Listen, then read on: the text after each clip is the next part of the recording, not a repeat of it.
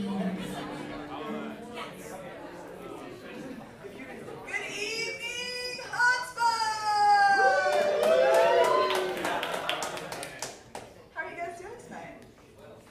You look really great. All of you look really attractive. You got real dressed up for us. Thank you very much.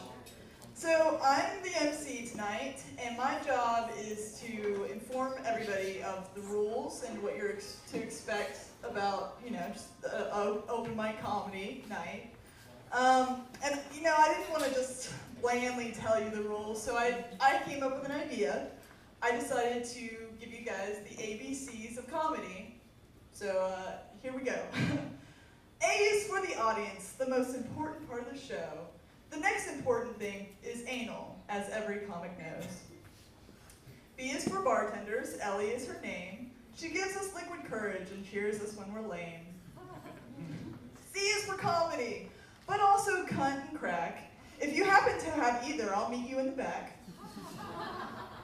D is for drugs. I wish I had some myself, but I am a pure citizen and only drink what's upon the shelf. E is for easy lay, a kind of worn-out trope. F is for fucking, God's greatest joke. Oh, and G is for God, speak of the devil, because if it were not for him, we'd all have less material. H is for heckler, the comic's mortal foe. Any self-serving prick will be promptly shown the door. I through R are filler letters, useless for these rules. They would rather be silly thoughts like, is Jar Jar crumping Layla? Or masturbating nuns oink, and pregnant quarterbacks rave. Then responsible rhymes in this show. S is for the stage. My church, my tomb, my soul. My voice rings clear with the gospel of orgies, queefs, and lunch ladies on parole. T is for tipping. Don't forget them when you're good and drunk. The staff are angels that help us get us crunk. U is for Uncle Fucker. B is for Bart or Vagina Fart. Both are equally crucial to the antique comic art. W is for Wanker. On that note, I'll wrap things up. X is for extra excited for your host that I'll bring up. Y is for yay, Ken Edwards is your host. Z is for zoinks, I'm out of here. Let's raise a toast.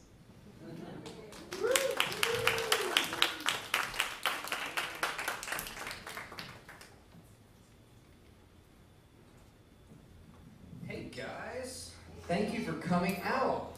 Another show, more people. I didn't expect this to last past the first one. By a round of applause, how many of you have been here to one of these comedy shows at the Hotspot before? And how many have not? All right. Repeat customers. I'm going to look at that as a good thing.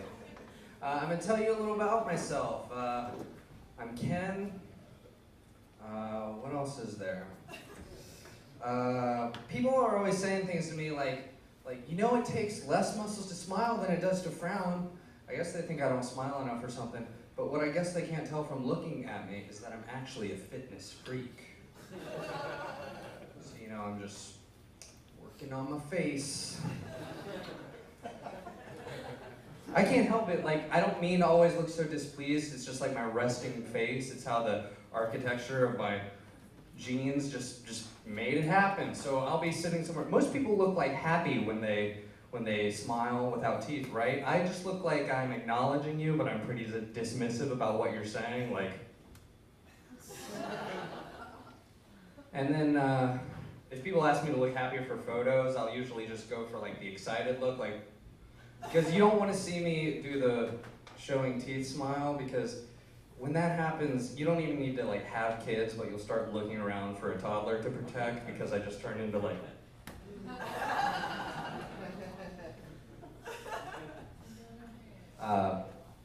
I know my hair looks stupid right now. The story behind that, I wanted to try this facial hair thing out, but my wife hates it. So she was like, hey, you used to have long hair and it used to look so cool. Why don't you compromise? If you're gonna have that, grow your hair out long again. And I'm like, maybe I hear what you're saying, but there's that whole 8 to 12 month period between short and long hair where my hair will just look really stupid. To which she said, that won't matter because if you're gonna have facial hair that whole time, you're gonna look really stupid anyway. And you know, I try to make fun of her sometimes. She'll like go in the salon with pictures of celebrities, so with like get her hair dyed or whatever. But she goes, "Hey, I can dye my hair to look like other women if you can grow your facial hair to pretend you look like any other man." Let's see, where are we? All right.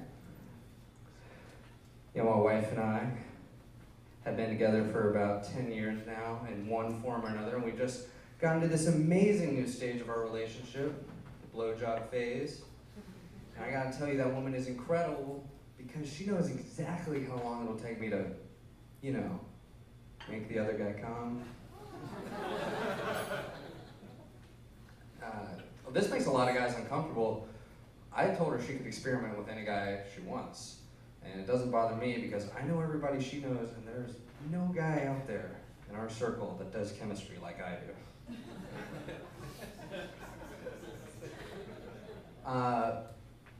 So, Waynesboro, we made it. Were you aware? You know, everything that matters to the world, all that matters between Emmys, Oscars, stuff like that, all that matters is the stuff that's in the pop culture spectrum, or the collective consciousness of what's going on TV. Who can we all open up a magazine and see? But now we've made it. And I was so excited because I was watching the show Orange is the New Black, and there's this character that introduces herself before she's on screen. You hear her introduce herself. She's like, "My name's Tiffany Doggett, and I'm from Waynesboro, Virginia." And I'm like, holy shit, we're going to be acknowledged.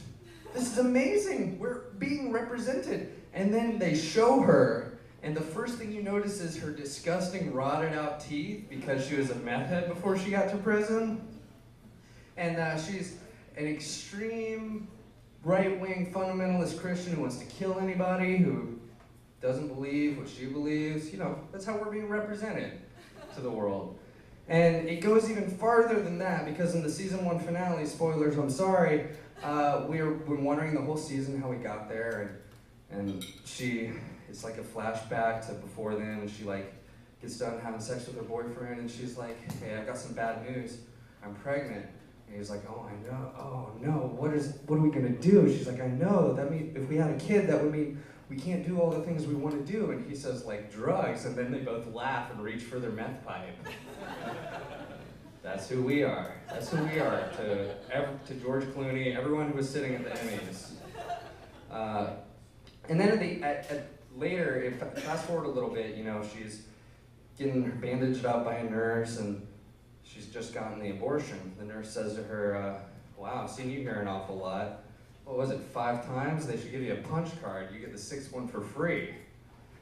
And this pisses her off, right? So the rest of the scene is just one shot, this big building in the background, the front of this red truck in the foreground. She storms out of the building, she comes up to the red truck, reaches into the passenger's door, she pulls out something. You hear her boyfriend say, what happened? She pulls out a shotgun, she goes, "She disrespected me." She storms back into the building, and it doesn't go inside, the shot stays outside of the building, and we're supposed to be in shock. Because what happens next is you hear bam, bam, bam, like we're supposed to be like, holy shit, this girl just shot this poor nurse in broad daylight just for saying some shit. But I couldn't focus on that because my eyes were just paying attention to the big bold letters on the side of the building that said Fishersville, Virginia Abortion Clinic.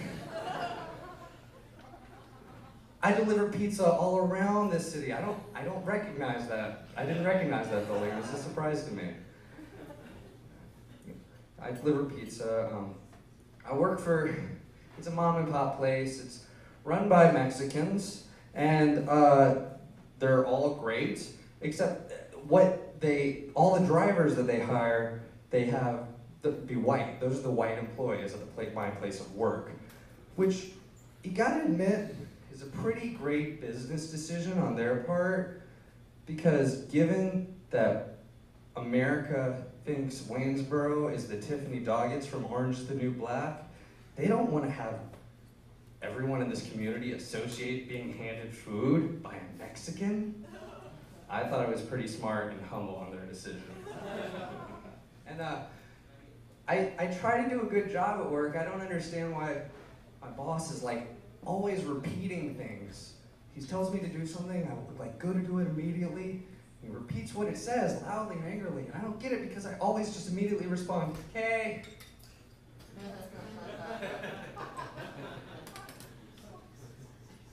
So that's all my personal material. There was some news though that I thought you guys should know about. You guys want to hear the news this month? All right. Let's see.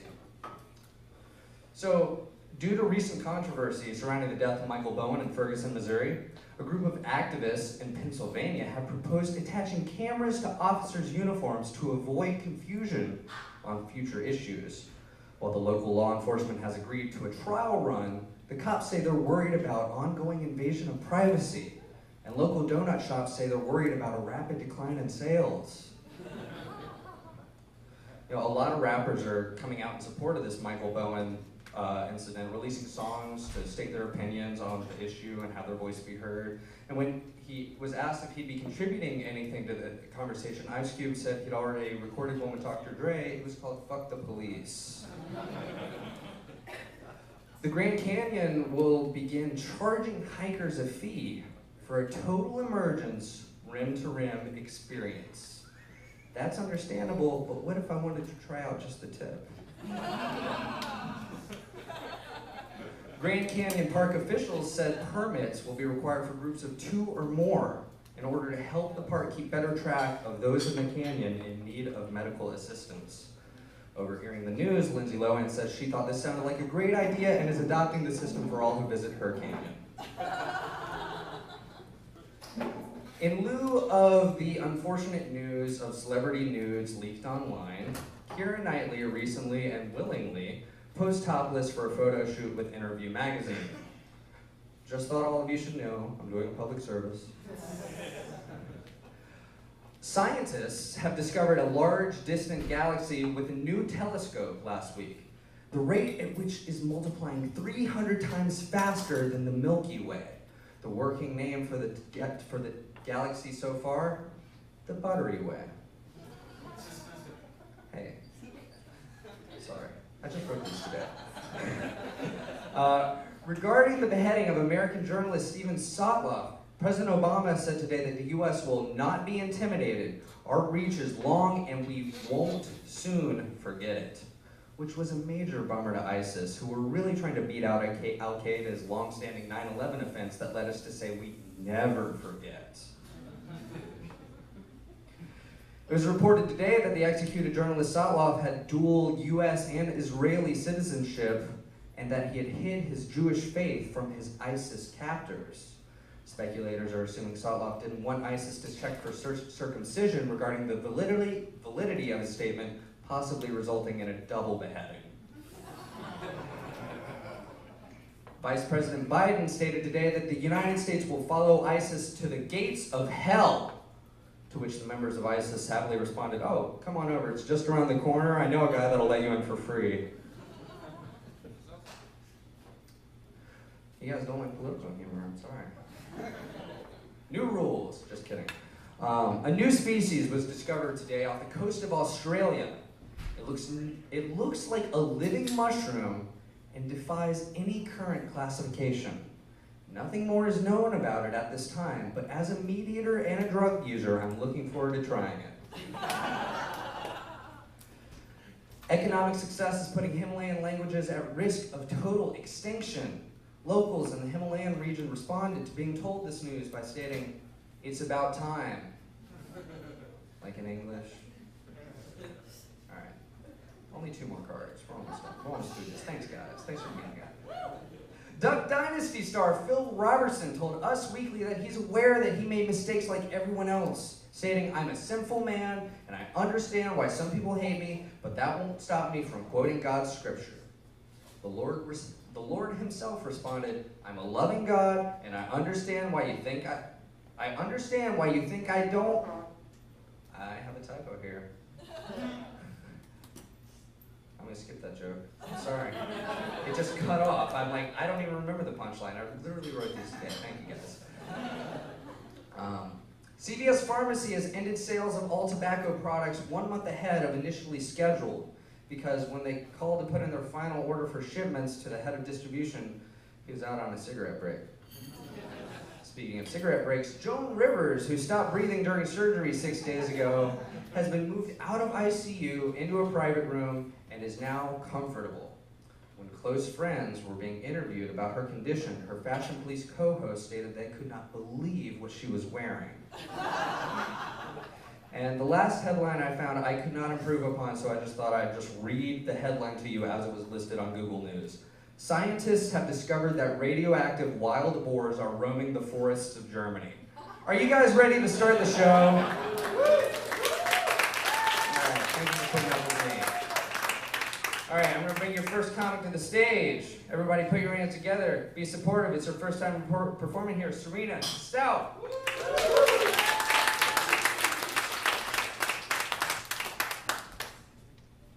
Gotta love a good warm-up act.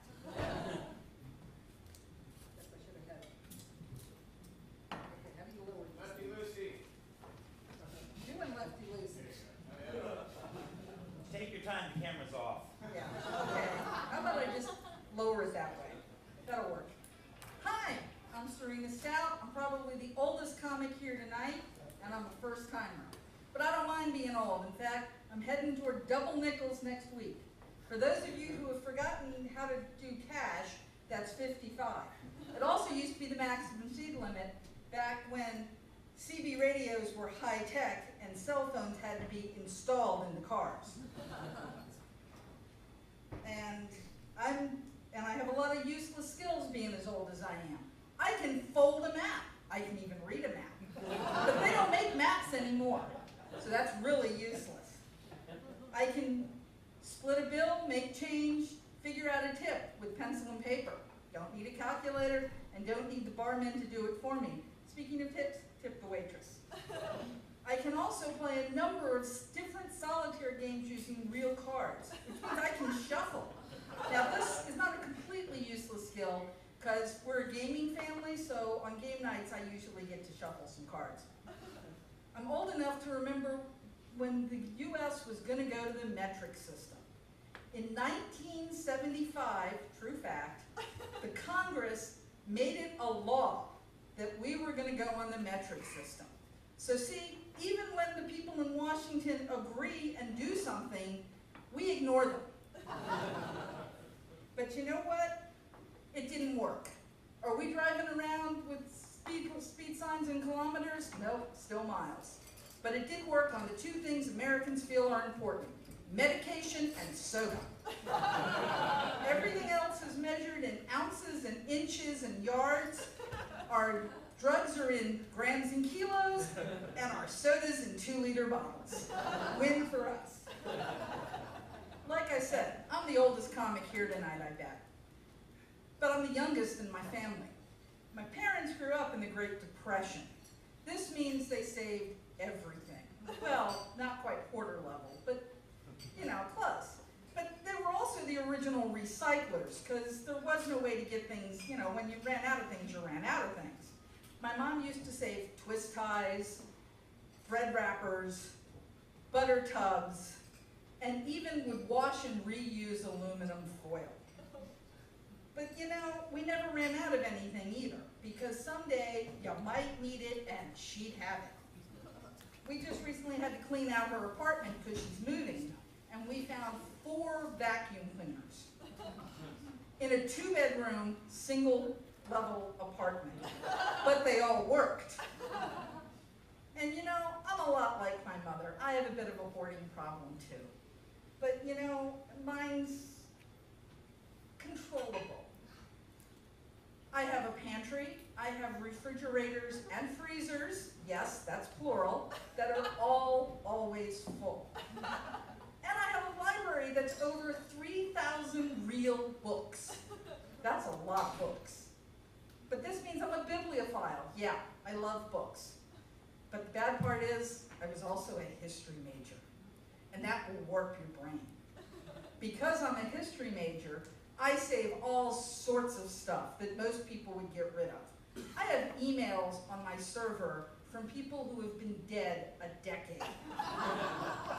And you know why? Because someday, somebody in the history field doing archaeology work 100 years from now will find them to use, because they want to know what life was like for real people 100 years before now. And, you know, like I said, this makes my brain crazy. But, you know, I had to read the Paxton letters when I was in college to find out what medieval life was like in medieval England, what everyday life was like. But tech helps me hide my hoarding. I have this great computer. On it, I have newsletters on all sorts of topics. One of them is about health and fitness. Well, when you're my size, the best advice is eat less, move more. I have over 1,000 emails telling me, eat less, move more, but they're all on my hard drive, so nobody knows. And I have a big selection of food newsletters. I also, because I like to cook, and I love to eat, obviously. But you know what? I have 2 6-foot shelves full of cookbooks, a binder full of recipes I actually printed out from the internet. And you know where I go when I want to get a new recipe? Google. Even with all that on hand. Amazon.com, I recently found out Kindle users get free, unlimited storage for ebooks.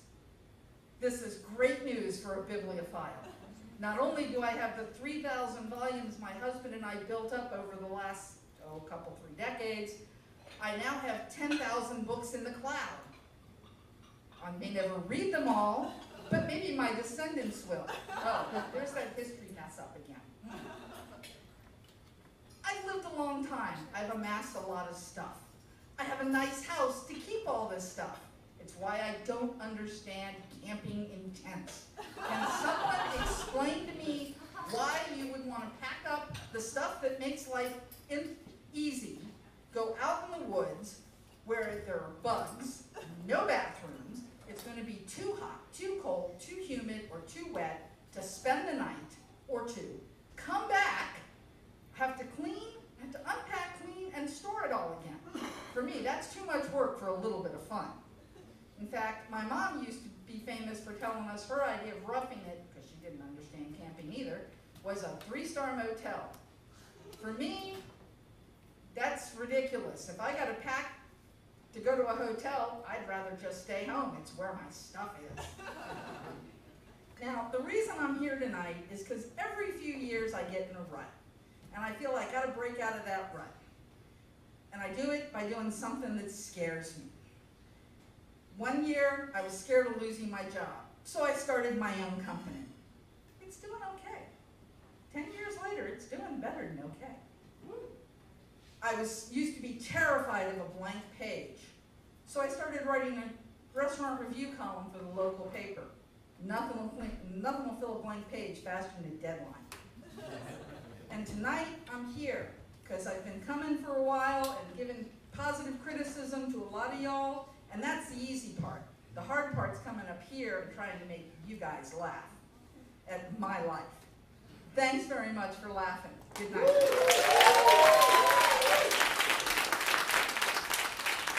Keep going for Serena. First time. That's awesome.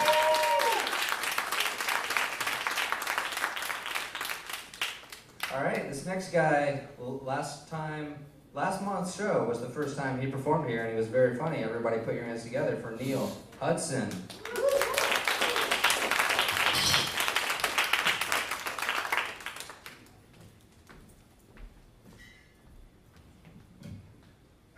Thank you for that, Ken. No pressure now. Appreciate it. I addressed the elephant in the room right away. I think it's kind of awkward. I think we all know what's going on. You, ma'am, and you, ma'am, both spray painted your hair the same color. I think that have you been like looking over your shoulder, like, in my shape, bitch. Whatever. Was it awkward when she's looking at me like, it wasn't? Finally, your ass got up here. How you guys doing? You guys are very nice down here. I'm originally from New Jersey. We didn't have that growing up. We didn't. I mean, a guy at Jiffy Lube accepted an expired McDonald's a coupon for my oil change. He said, I will make it work. And that shit sucked. Holy shit. What's up, man? How you doing? Yes, there's the black guy. Okay, let it go. It's like 18 people going, we did. I'd shake your hand, but I don't know how to do it. It's always awkward, but I'm so fucking white. Every time I hate like introducing or leaving black people. Because I don't know what you're gonna throw out there, man. It just turns into rock, paper, scissors. I'm just like, are we gonna pound it out, shake it, you're gonna piece me out? My only consolation is if I win. You throw the rock, I won.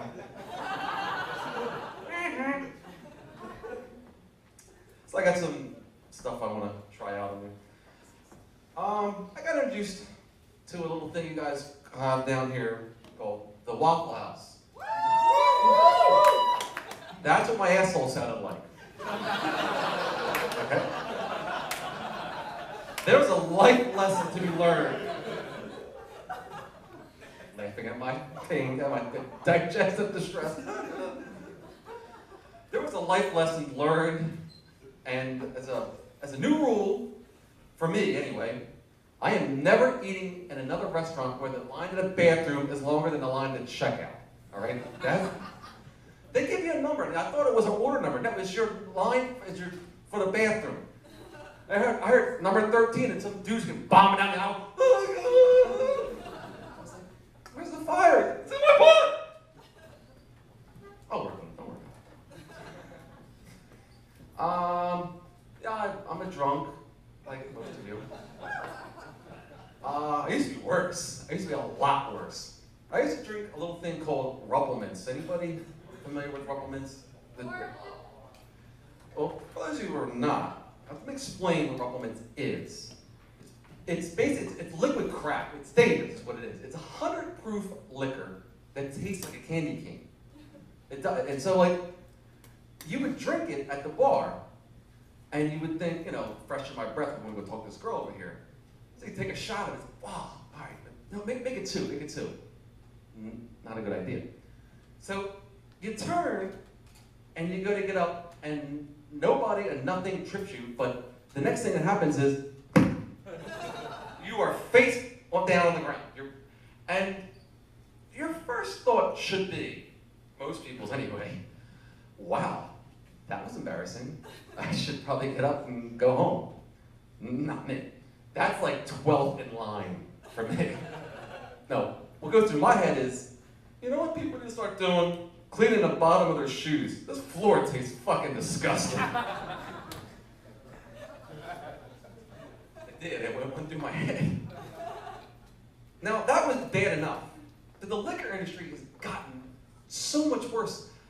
People are introducing to all this shit. Candy,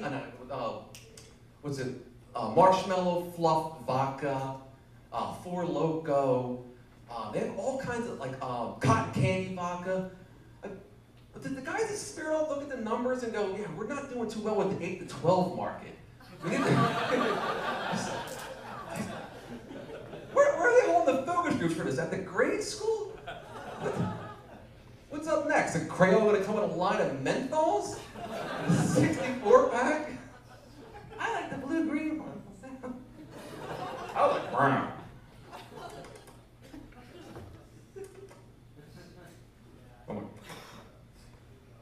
I want to talk a little bit about my dogs. Now, they're so cute.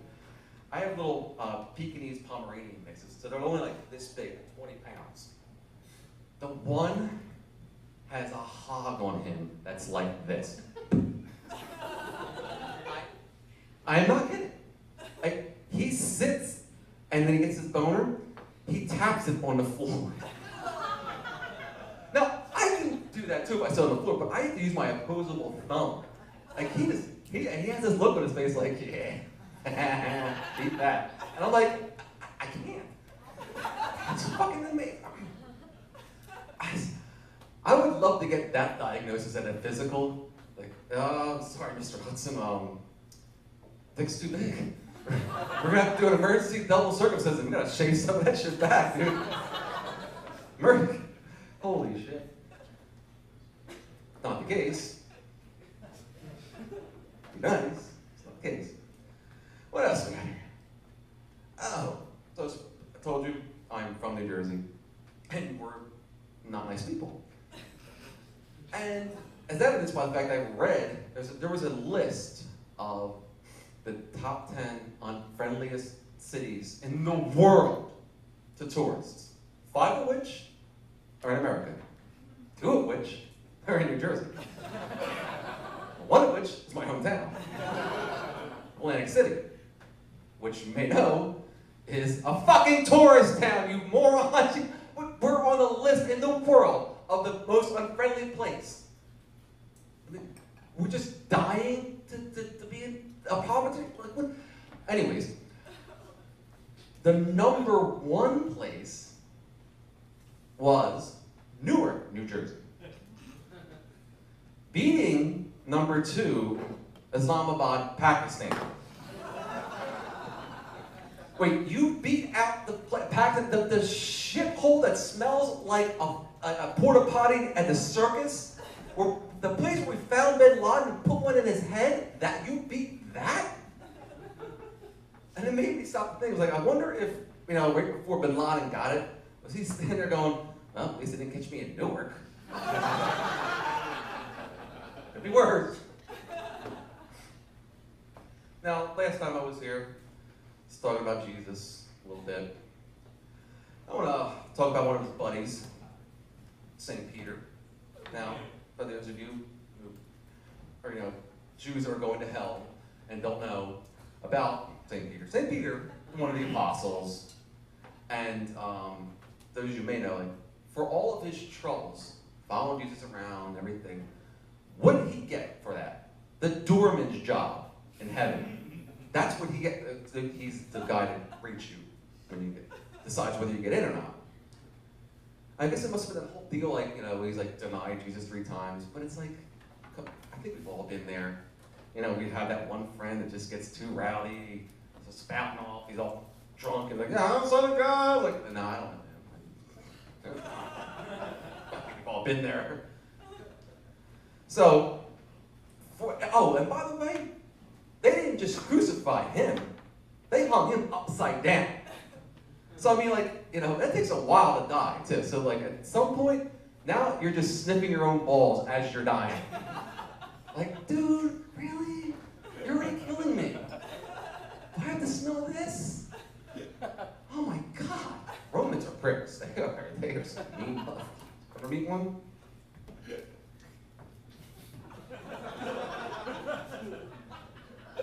No? Okay. Trust me. I went to Catholic school, I know. So, my hope is, if there is a heaven, and I'm in line, that's the one line you don't want to start bitching about how long it takes. Just, word of the wise, just wait it out. You got time. I figure when I get there, and St. Peter's looking at my life and going through there, and he's looking at it, he's going, Neil, what is it you thought you were going to see the second time at the donkey show that you didn't see the first time?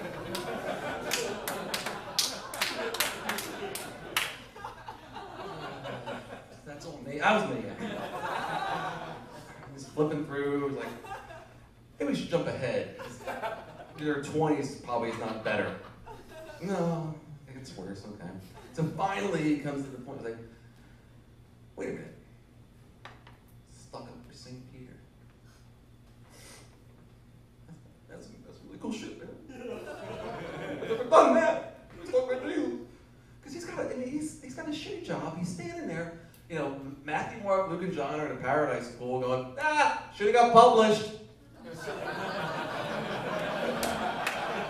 You know what else? Counting on the road, check. So I figure my man would be like, listen, wait here. This is what I can do. All right. Go back in there. Like, my man's going to take care of me. It's going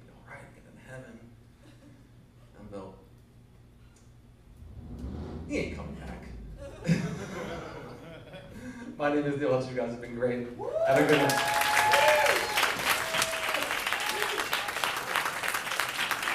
Keep going for Neil, that was awesome.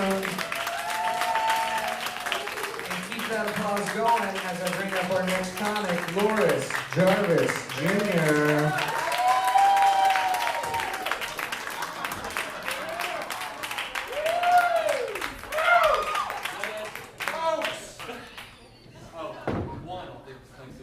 I'm sober tonight too. This is scary. All right. There we go. How's everybody doing? All right. I want to start off tonight just telling you a little bit about myself. My name is Loris Jarvis. I am a 72-year-old Korean woman. I moved to Waynesboro 11 years ago to pursue my dream of doing stand-up comedy. And I want to take my first couple moments up here to bitch about a couple things that have been bothering me. Hey. Number one is immigration. Yeah. Now don't just follow me here, or do follow me here. But I don't. Whatever you look like, wherever you come from, whatever, come to America. It's fine. But once you get here, be a straight white Christian. And yeah, the United States, or North Mexico, as I'm going to call it for this show, it bends over backwards for immigrants. They took something as American as the Honda Civic, and they souped it up and Mexicanized it, and made it the Honda Civic C, or it's the Honda Civic Yes for my gringo friends out there. It's not necessary. It's just you come here, be one of us. The other thing I want to bitch about is the mainstream media and how they can't make up their minds. Every time there's a school shooting or a mass shooting, they just are up in arms. Guns are bad. We take away everybody's guns. You don't need guns. They're bad. They're wrong. And then for weeks now, all I've been hearing on the news, the news has been flipping out because some kid that got shot didn't have a gun. Like, make up your fucking mind. Do you want him to have a gun, or do you not want him to have a gun?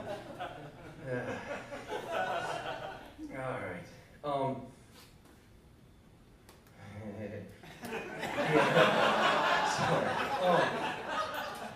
I'm happy because for weeks all we heard about was Ferguson, Missouri, and something had to happen to take our collective minds off of this, and thankfully it was what the internet is referring to as the fappening,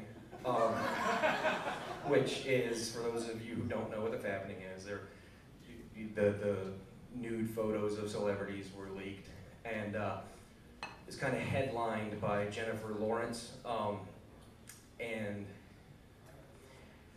I have wanted to see Jennifer Lawrence naked for a long time, but I want her to want me to see her naked. So I haven't looked at those photos yet, and I'm gonna put this out there today. Jennifer Lawrence, if you don't want me to look at you naked, just call me or contact me through Facebook. We'll go get some coffee. But if I don't hear anything from you, I kind of take that as it's okay to look at you naked. So just keep that there for you. If you hacked my cloud, which apparently wasn't a cloud, but if you hacked my phone, the worst pictures you're going to find of me are maybe some in my underwear. I've been taking before pictures for years now. One day I'm going to get to an after picture. But one of the many ways I've tried to lose weight is I did the fasting diet, and I'd fast from when the sun came up until when I woke up. I mean, sometimes that was all day. So, you know, but I found out they make specific nutritional food for you, for people who are on this fasting diet. It's fast food is what it's called. And so I actually, they have restaurants everywhere for this, for people. I didn't realize it was that popular, fasting, but I had to quit because I actually started gaining weight fasting, and I was spending like $25 a day on nutritional supplements at Taco Bell.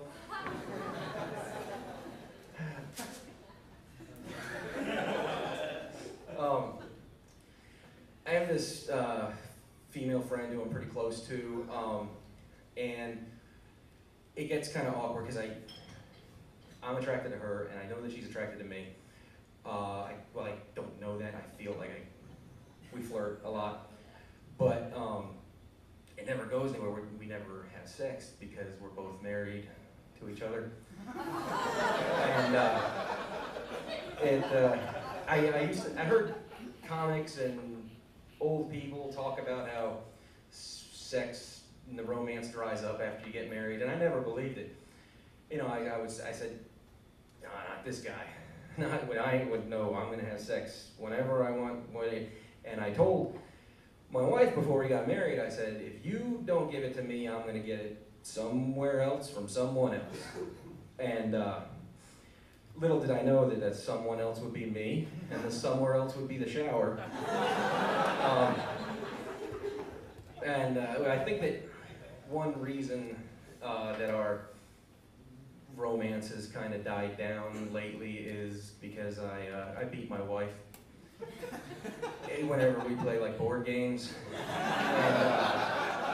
And you're not supposed to do that. And she gets mad and she accuses me of cheating. So I kick her ass at bowling, because you can't cheat at bowling. Yeah.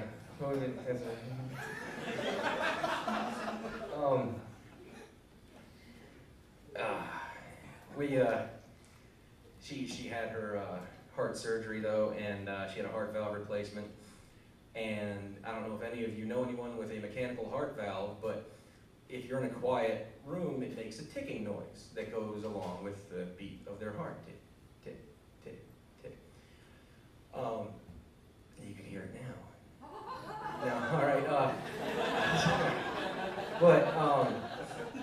So there was like this whole long period where she was in the hospital, and then a long period after she was recovering where we weren't allowed to have sex. Finally, the day came where we were allowed to have sex, and I was happy and excited. And, you know, a couple minutes into it, it lasted that long, that's all right. A couple minutes into it, I started, oh, tick, tick. God, yeah, and I called her out on it the next day. I was like, you can't get away with it anymore. And that kind of sucks, because I'm going to miss that.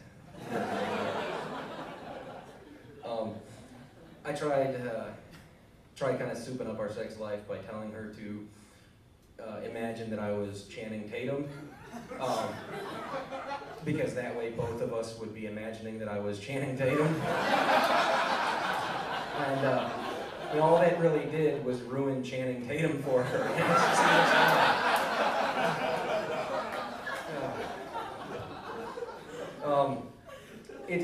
Society is weird though, because I feel pressure from society, despite being married to a beautiful woman and having a 19-month-old daughter.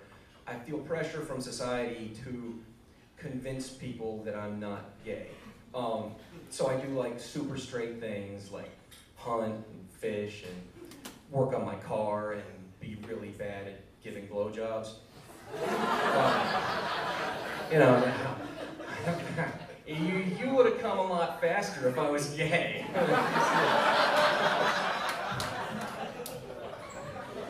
It's honestly just so much that's a lie about that joke, because I get my protein at the supermarket.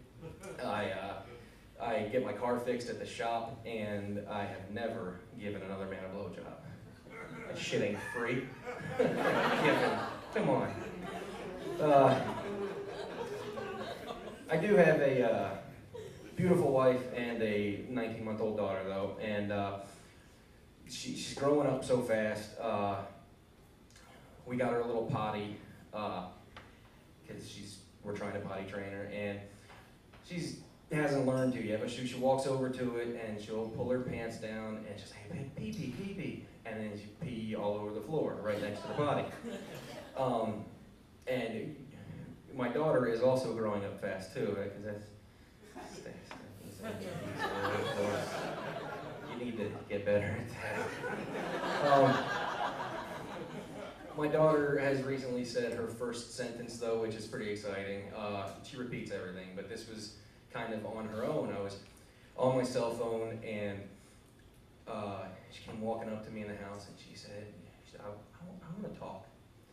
But she can't say the word talk, and T-A-L came out as a C-O-C. So my 19-month-old daughter walked up to me and said, "I want a cock. I want a cock." And she already dances on tables, and it's just, I'm a horrible father. And that's what I have for you tonight. Thank you, guys.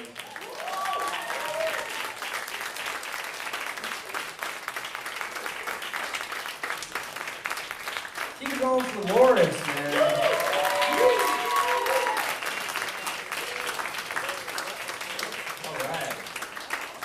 Our next comic coming to the stage is a very good friend of mine. We are currently working on a Batman movie together. It is not Ben Affleck. I'm sorry to disappoint any of you. Everyone put your hands together for Vincent Otterbray.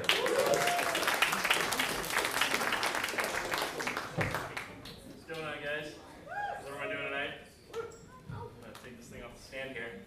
Well, I was gonna actually open with the thing about the fappening, because I was like, oh cool, no one's gonna think of that. No one at all.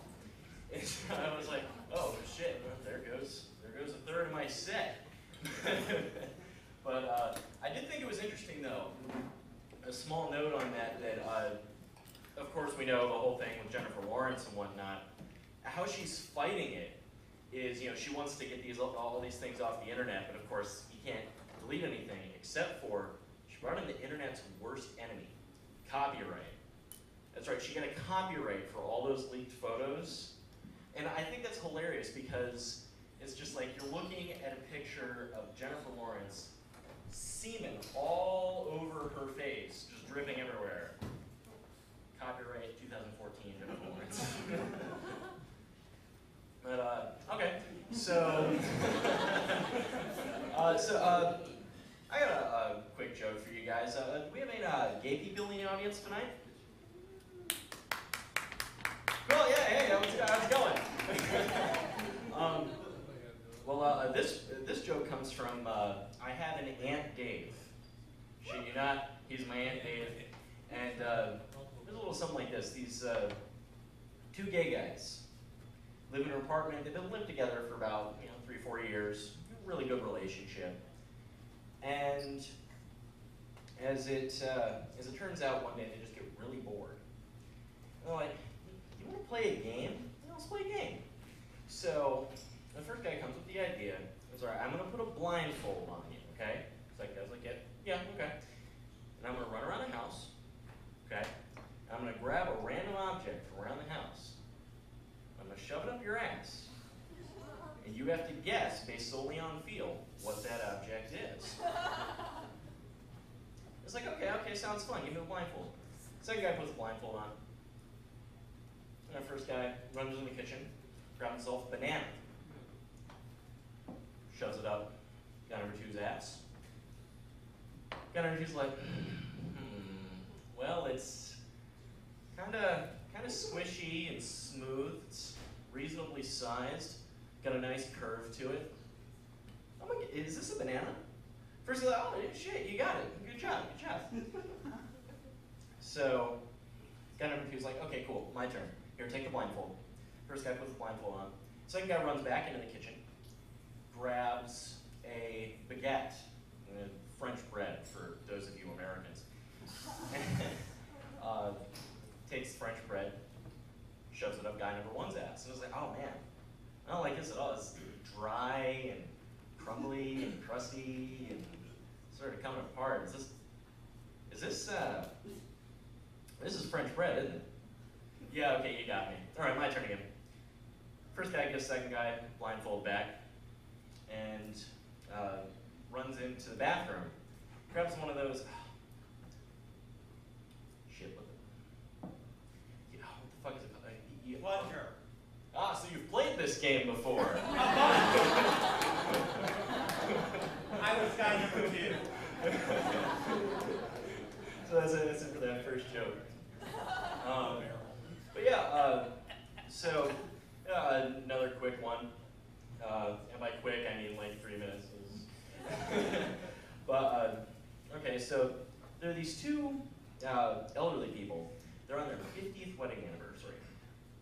You know, it's pretty good. Make it to 50 years, you know, considering the average America is like 3. So they decide to go out, as all old people do, for breakfast. So they go to the, of course, you know, just general little hole-in-the-wall diner. And, you know, they're sitting there, they order their pancakes and their waffles and whatnot.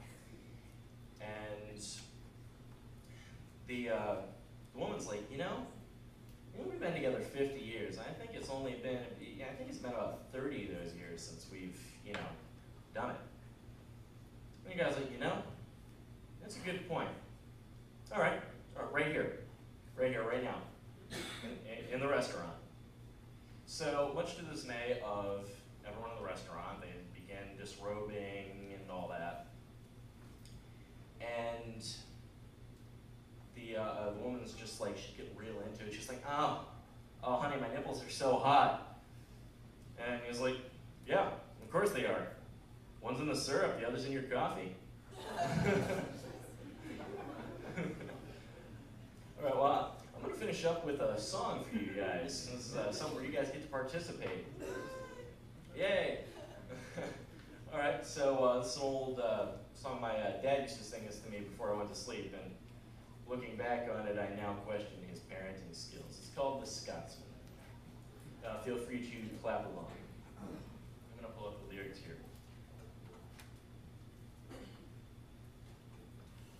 Well, a Scotsman clad in kilt left a bar one evening fair. And one could tell by how he walked that he drunk more than his share. He fumbled round until he could no longer keep his feet. And he stumbled off into the grass to his seat beside the street. Ring ding ding little I-O, ring da diddly I-O. He stumbled off into the grass to his seat beside the street.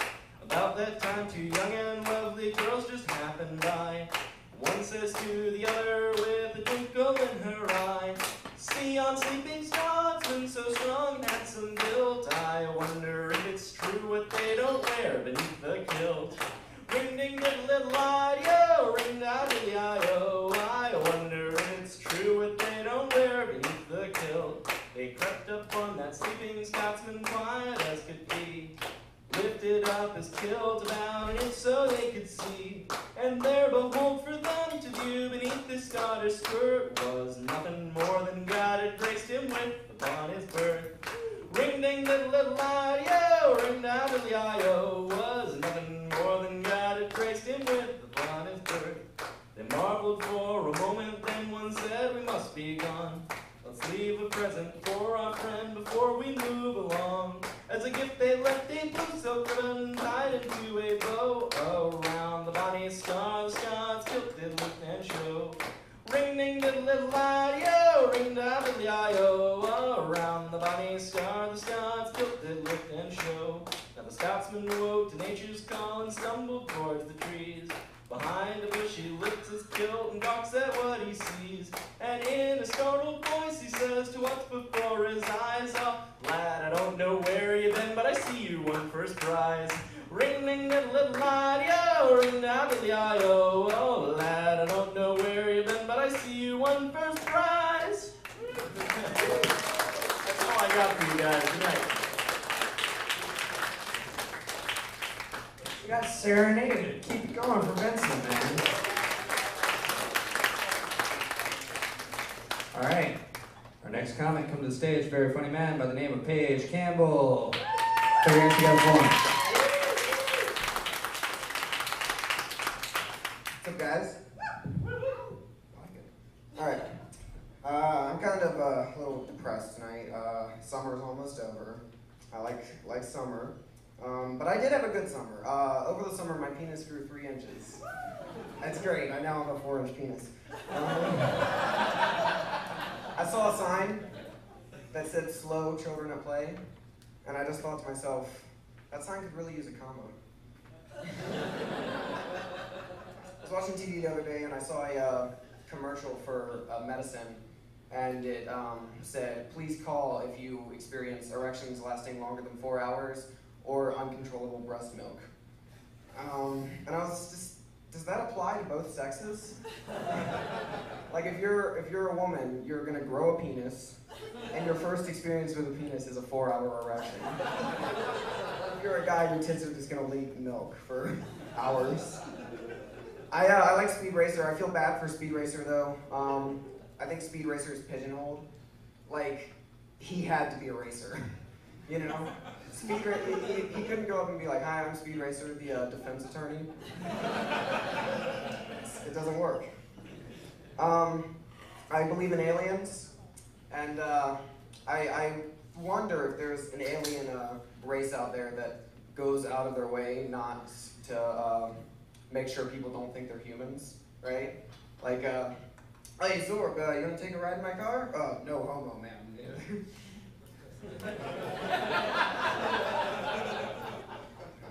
I think product placement in pornography would be funny. Like, oh yeah, use the Coca-Cola bottle. Oh, I just love Mike's hard dildos. Oh man, we've been doing this for a couple months. How have you not gotten pregnant?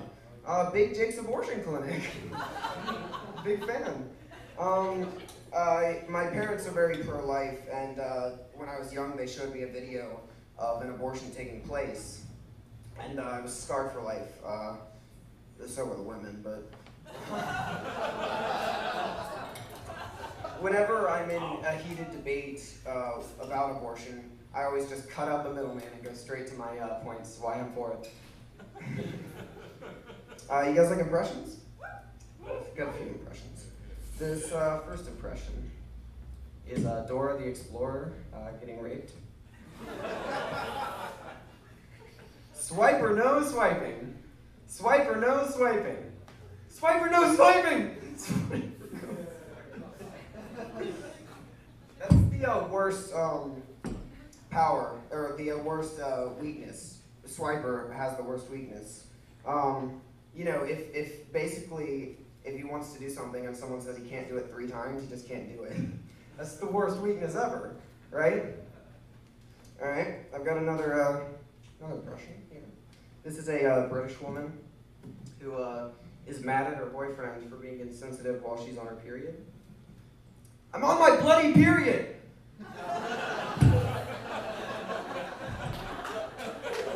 Have you guys read the Red Badge of Courage? It's a period piece. Walt Whitman was a gay man, and it kind of makes sense when you think about it. He wrote "I Captain, My Captain" because he loves semen. I think it'd be cool to live in an all blind community, right? Because you could just do whatever you wanted and no one would say anything about it. Like just walk around the street masturbating. Just like go to like the neighbor's barbecue and just like, oh yeah, the potato salad. Oh, you want more mayonnaise? Okay. That's all I've got, guys. Thanks.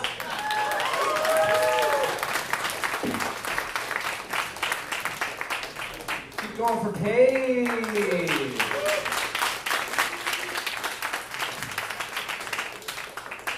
All right.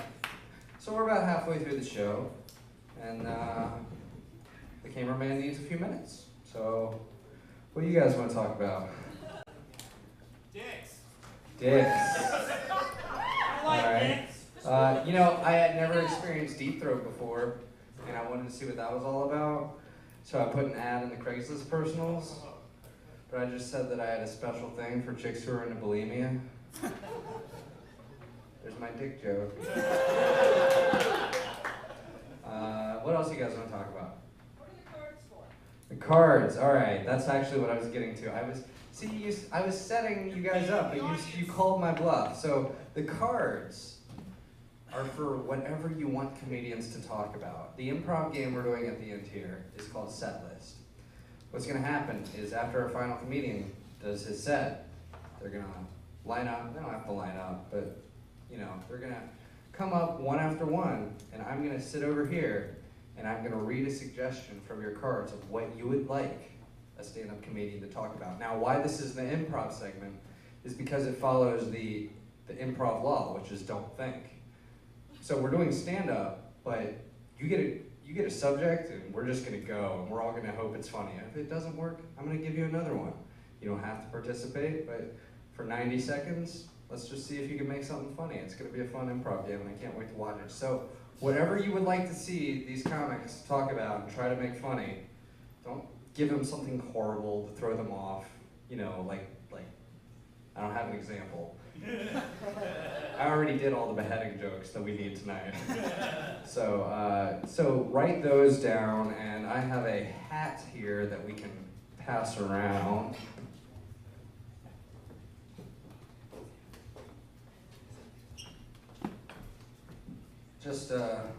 There's cards under the tables, there's pens scattered everywhere. There are pens and note cards at the bar. If you guys don't want them up near the entrance, I'm just gonna pass this hat around and, find it if you need it and let it make its way back up to me. What else can I do to vamp? I wanna tell you guys about something I'm really excited about. We're doing 2 shows a month now, as you know. Our next show is 3 weeks from now. I hope you guys all come back for that. But our second show next month, the show that we're doing closest to Halloween, this is my idea, and I haven't said this to anybody, so let me know how you feel about it. First of all, it's Paige's birthday that day. So, not today. He doesn't deserve applause for that today. That's less applause you get next month. So what we're gonna do is we're gonna have a Halloween show leading up to Paige's epic 20-minute closing set. But what this Halloween show entails is we're not going to dress up. Given the venue we're in, I'm going to go ahead and assume this is a yes, but do any of you like the band Fish? You're not even applauding. I can see you. I'm not even being blinded. Okay, so what Fish does for Halloween is they do these musical costumes. They don't put on costumes, but they'll do an album from beginning to end of an artist. And it's always like a big deal, like what are they gonna do for their fans? Not like us, their fans are wondering.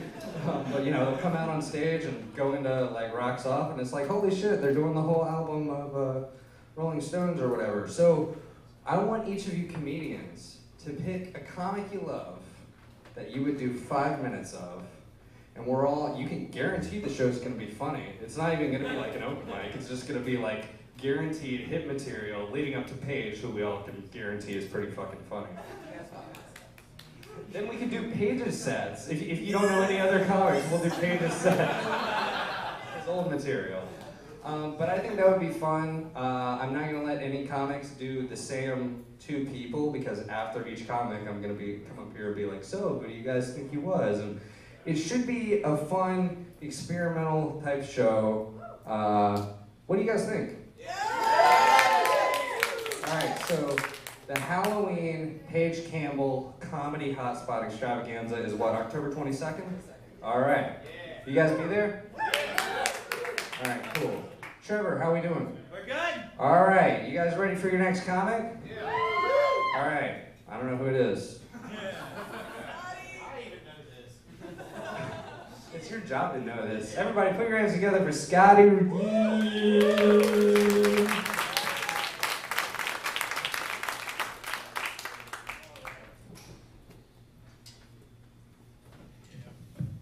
So everybody was talking a lot about those the celebrity nude leagues going on and stuff. I was kind of pumped honestly, because all the dudes that they were showing in those random pictures, they were, most of them except for, I mean, Verlander, Justin Verlander, he's not that good looking, but most of them were pretty average looking. It just gave me a lot of hope. Not that I'm ever going to meet them, but it was pretty nice. Anyway, so there's a lot of ladies in the house this evening, I see. Yeah, ladies. So I want to ask you something. When you guys take a shower, what is the deal with that swirly pile of hair that you leave on the fucking shower wall? Because every time I go to get in the shower, it's like some really hairy poltergeist is leaving me foreboding messages like, 30 people died using Dove hair care products. It's time for a change. Ooh, and I'm just like, why wouldn't you just throw it in the trash can? It's right next to the shower. Anyway, so you guys believe in ghosts? A lot of people believe in ghosts here? Yeah, well you should because they're real. They are very real. The ghost of my great-grandfather actually came and visited me the other night. He just kind of swoops in and appears out of nowhere. The specter is just in front of me, and he starts telling me this story about his gravesite. And I just had to stop him though because the plot had a hole in it. But yeah, honestly, that's the problem with coffins. Though, really, is that once you're in them, it's just impossible to think outside the box. Like you guys like terrible puns too. So, kids. I have a 5-month-old daughter, and I'm just now realizing how easy kids have it, and it's pretty ridiculous. I'm just now actually coming to terms with the fact that pacifiers and bottles are just fake rubber nipples. My mind was blown when I finally made this connection, and it's bullshit though because she gets to wander around the mall and shit, like just sucking the hell out of these things and eating from her titty cup. But as soon as I want to go buy a rubber vagina, I get looked at like I have the fucking plague. Bullshit. Kids have it just way too easy. For example, I was in Chuck E. Cheese a couple weeks ago, and apparently that's not a really cool place for grown men to go, without children anyway. I mean, you walk in. And you're there, all the parents just immediately turn into, that really stuck-up bitch at the party that won't talk to anybody because they just assume that everybody's there to try and get in their pants. And I'm just like, get over yourself because your kids aren't that fucking hot. It's like,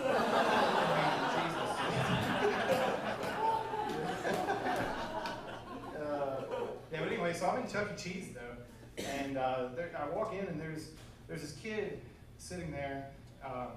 And he's brought in his tablet, like his iPad or something, I really don't know.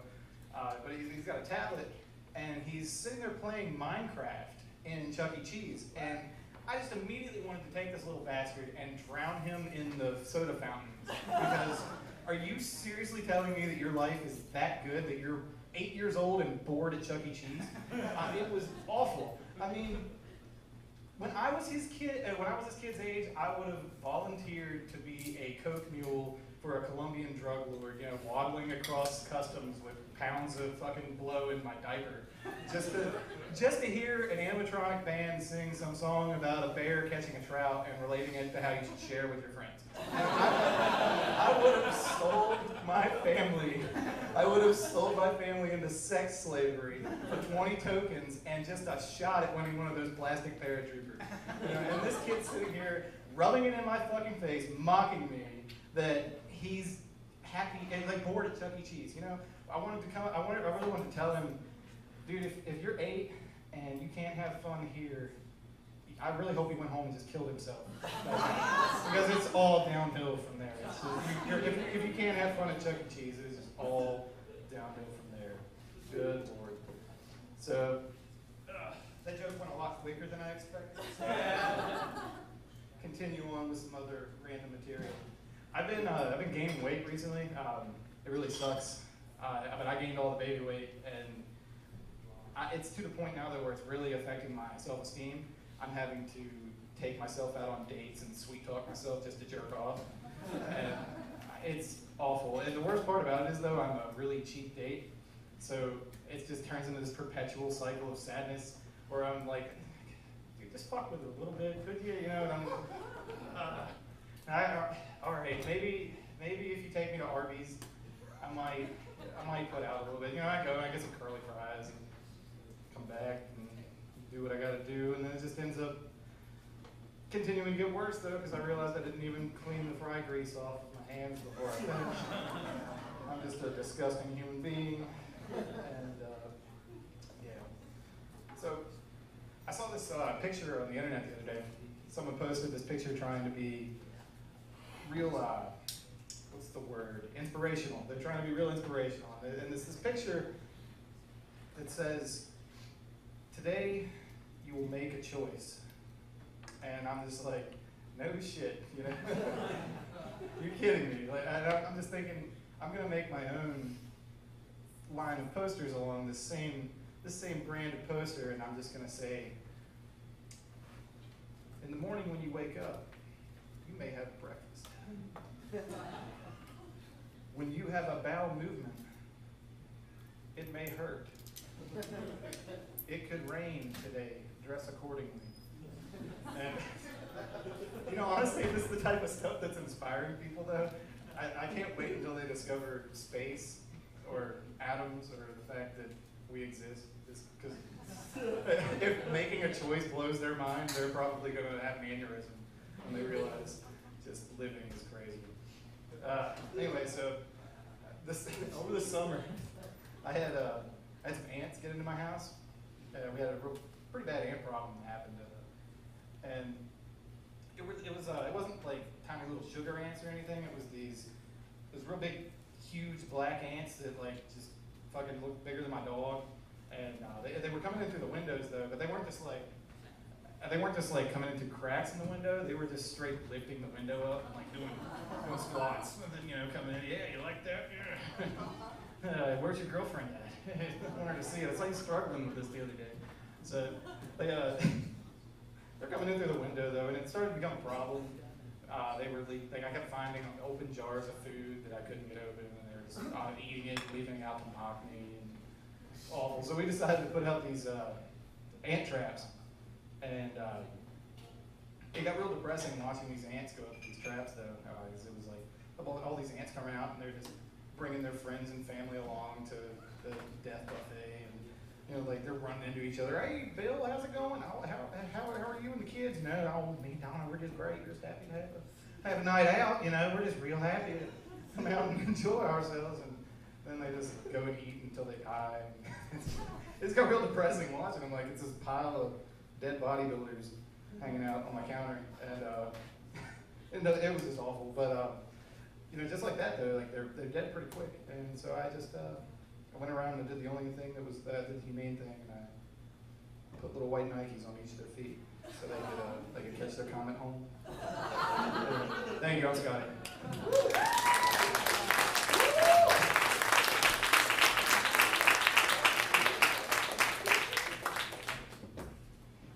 Keep it going for Scotty. Damn. All right, we're gonna keep this train moving. Everybody keep it going for Rosie.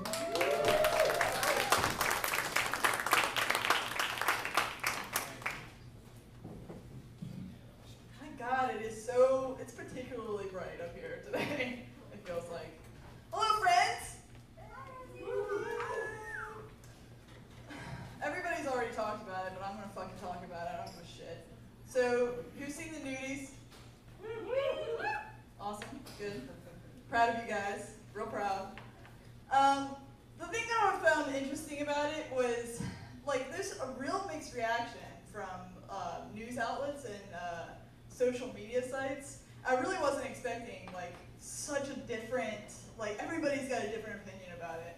Like, there's people in the camp that are like, well, if you don't want your tits smeared across the internet, don't take pictures of your tits. And then there's, you know, the movement of people that think that this is a crime against women and that the hackers should be persecuted to the full extent, blah, blah, blah, blah, blah, whatever. And then there's online internet comedians that think they're so clever and say things like, oh, God, man, I'm so glad that I'm just a grisly average dude that'll never be venerated and immortalized on the internet. I'm so lucky. And the whole thing, it just kind of hits a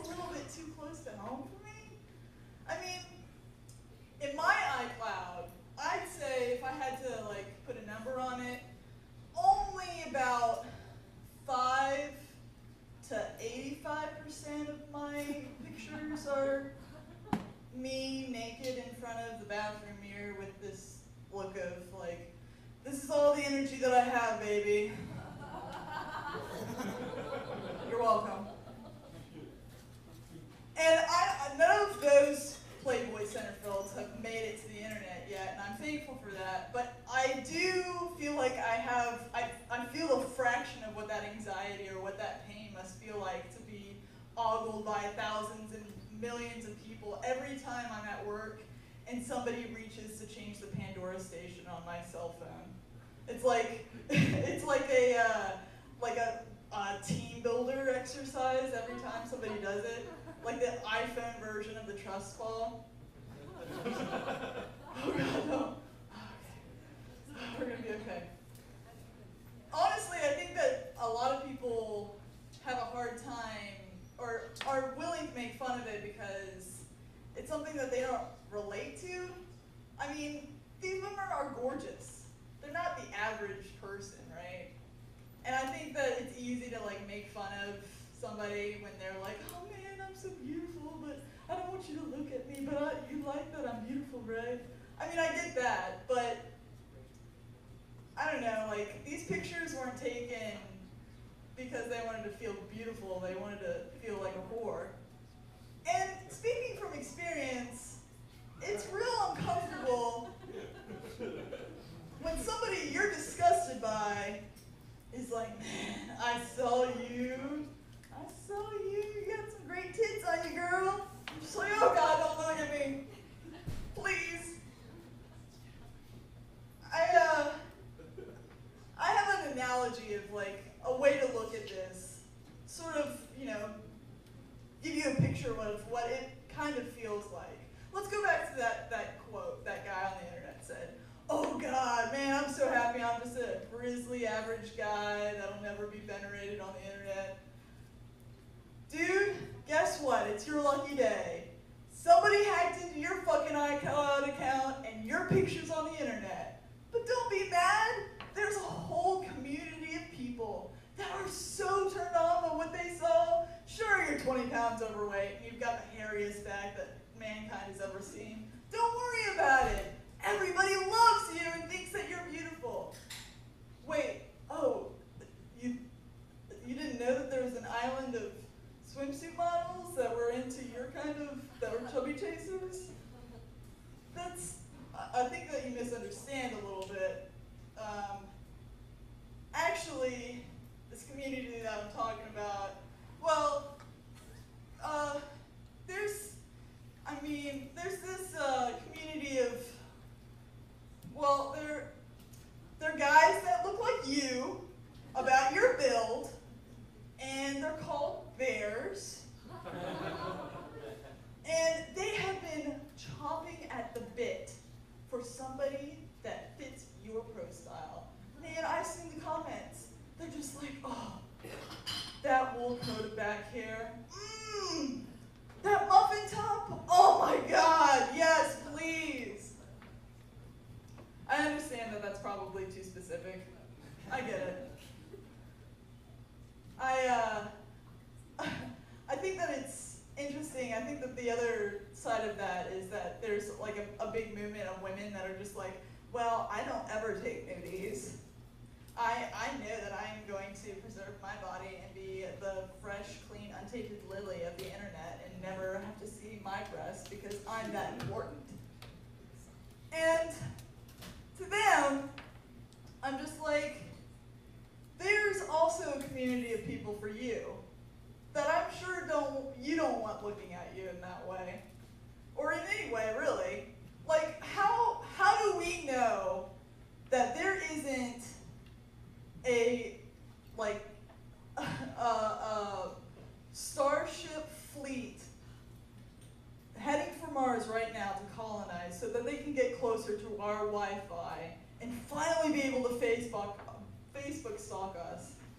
And of course, I mean, they're not like Facebook stalking us because they're interested in us anyway. They're like, we're a buffet. Like, we're delicious, pink-looking, like gummy-looking, delicious treats for them to stack on in between light years. I think that nobody wants to feel like that. Like, nobody, sure, like, okay, we'll take it to the extreme, okay? If you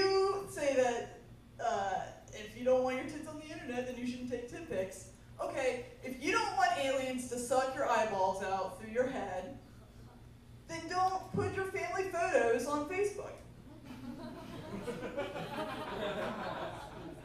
It's that simple. I've got a short set today, guys. Thank you very much.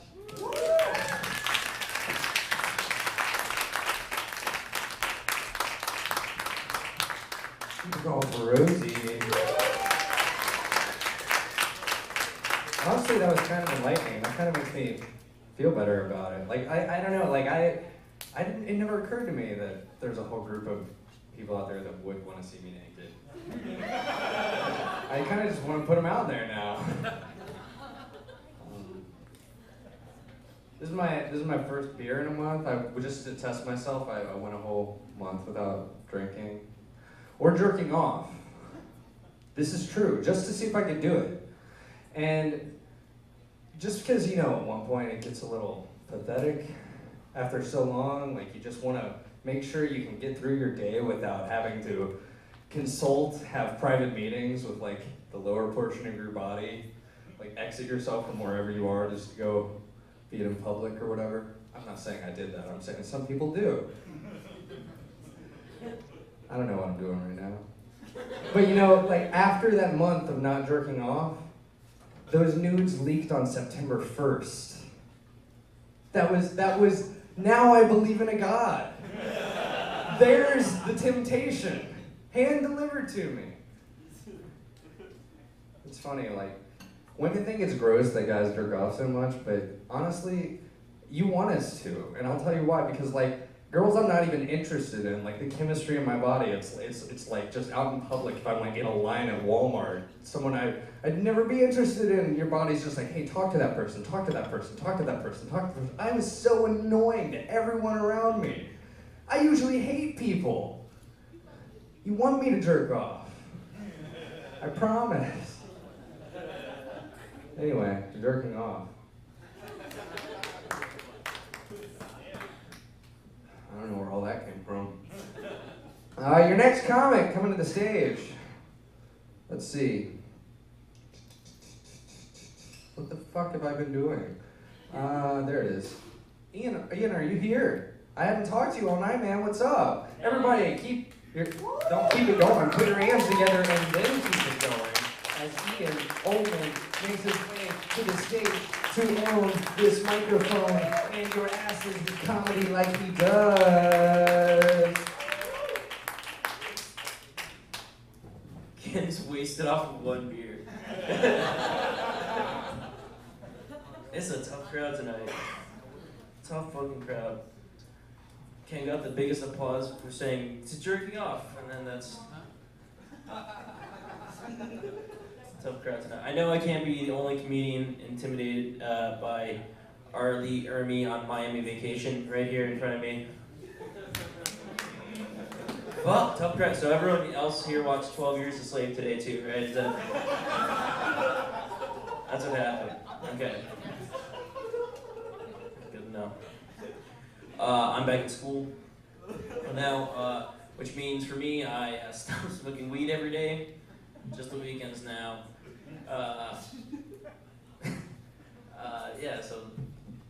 Which it sort of makes you reflect on like how high you've been for months. Like I got so high this summer that I cleaned. I got so high before work one time that I went in an hour early. That shit does not happen when you're sober. I do not clean, I don't go in an hour early. It's not gonna happen. I host an open mic night in Harrisonburg. Most people who perform here tonight have done that. It's fucking great, I love it. It sucks though, I fucking hate it sometimes because now that people know I do it, they're like, let me waste the next 15 minutes of your life with these shitty jokes I found on the internet. Thank you. I really appreciate that. And all the time too, it's like that's them trying to like be racist in front of me. Like, isn't racism hilarious? Isn't it funny how ignorant I am of other ethnicities and cultures? And like I'm like their therapist, and was like, yeah. But now I'm like just interrupting them.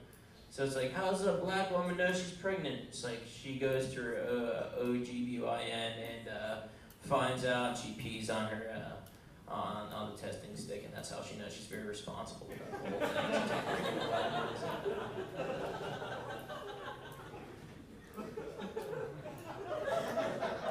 How many isolated Amazonian cultures does it take to screw in a light bulb? Usually more than two, because they haven't seen electricity. It takes one to show them how to screw it in, to turn the light switch on. So usually more than one, but if they know already, just the one. You know, it's great.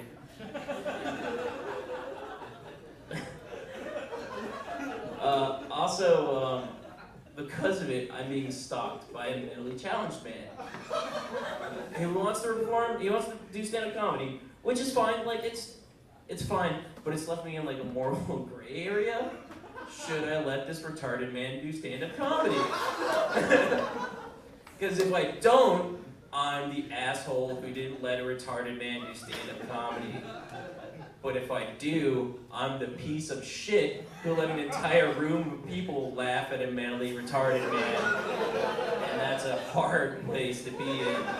That's why I get those nights stopped. And a very bad article written about me.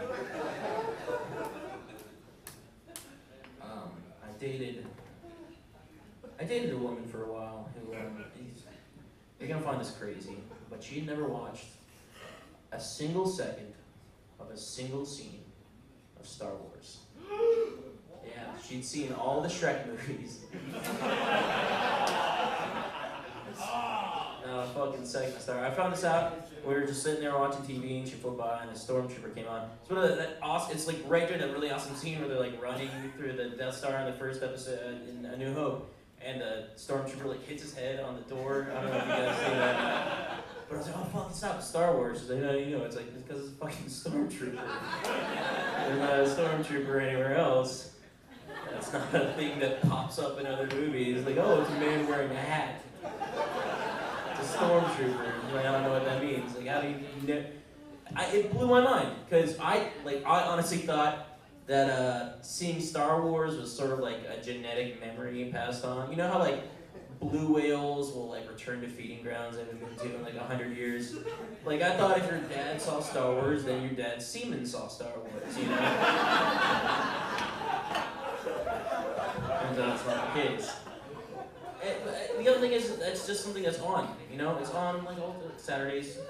It's on any Saturday. This Saturday, turn your TV on, it'll be on, I promise you. On some God knows fucking what channel. Like, Cotton TV, we're at Star Wars. Like, I had no idea I had Cotton TV, but Star Wars, sitting down and watch it. Because that's how I am with it. Like, it doesn't fucking matter what if I change a channel and Star Wars comes on, I'm like, oh, fuck yeah, and just start taking off my belt, grab a bag of potato chips, fucking unplug everything else, like, throw my phone away. It's like, I'm watching Star Wars. I'm gonna finish it. And, like, it's one of those things that, like, I can just sit down and fucking watch it to the very end. Like, a terrible domestic dispute could be going on next door to me, and I would be like, I have to watch till the scene when, like, Leia tells Han, I love you. Like, it's like the scene where they're like, Boba and, like, Luke are, like, fighting in the hallway, and you're like, oh fuck, it's gonna be like 5 minutes, and you just hear, like, please stop hitting her, she's asleep already, please stop. And I'm like, oh fuck, like, you gotta wait. It's only like 5 minutes. And I have the DVD on the shelf, but like it's like right there for me to watch, right there. Now, if you thought the Star Wars thing was crazy, you're gonna find this insane. Same girl had never watched a single second of a single scene of any of the Indiana Jones movies. Yeah, it really compounds it, doesn't it? It blew my mind as well. So one afternoon, we were as a young couple is wont to do, and we both head off, and we explored each other's genitalia, and pleasantry of the pale summer sun. She was lying naked on the couch, flipping through the TV, and I was in the kitchen eating those pillowy string cheeses, because I'm an infant after sex. All I want to do is eat and sleep and shit occasionally. That's it. That's all I do. Eat, sleep, shit, done. Sex. That's sex for me. And so she stops, oh look, Indiana Jones is on. I was like, that's fucking great, like awesome. And so she turns it on, sure as shit, Crystal Skull, right? King of the Crystal Skull. I'm like, fuck! And I'm like, no, we can't watch this, baby, we can't watch. She's like, no, I really want to, I know how important this is to you, I really want to watch it, like, I want to watch it with you. And I was like, so fucking touched, like, I was like, this woman who just let me put my penis in her mouth is like, so wants me to be happy so much she's gonna watch this movie with her. And I was so touched, but at the same time, I was like, I am fucked. Like, I just fucked myself, because I have to watch fucking Crystal Skull for the next 2 hours. And she'll never want to watch Indiana Jones again. It got worse, though, because at the end, she was like, this was really good. Oh. All right, that's it for me tonight, folks. Thank you very much.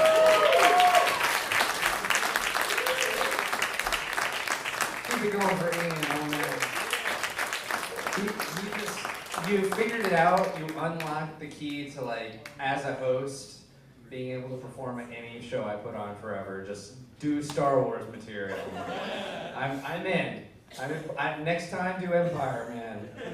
You did a little Empire. Do Jedi. I'm sorry. Ewok material. I'm sorry. I'm not telling you what to do. You were on your way to the bathroom. Go to the bathroom, man. I'm sorry. All right. Your next comic coming to the stage. Do you have any Star Wars material? I do now. He does now. I'm not gonna put that pressure on him. Everybody, put your hands together for Will Smith. Oh, man.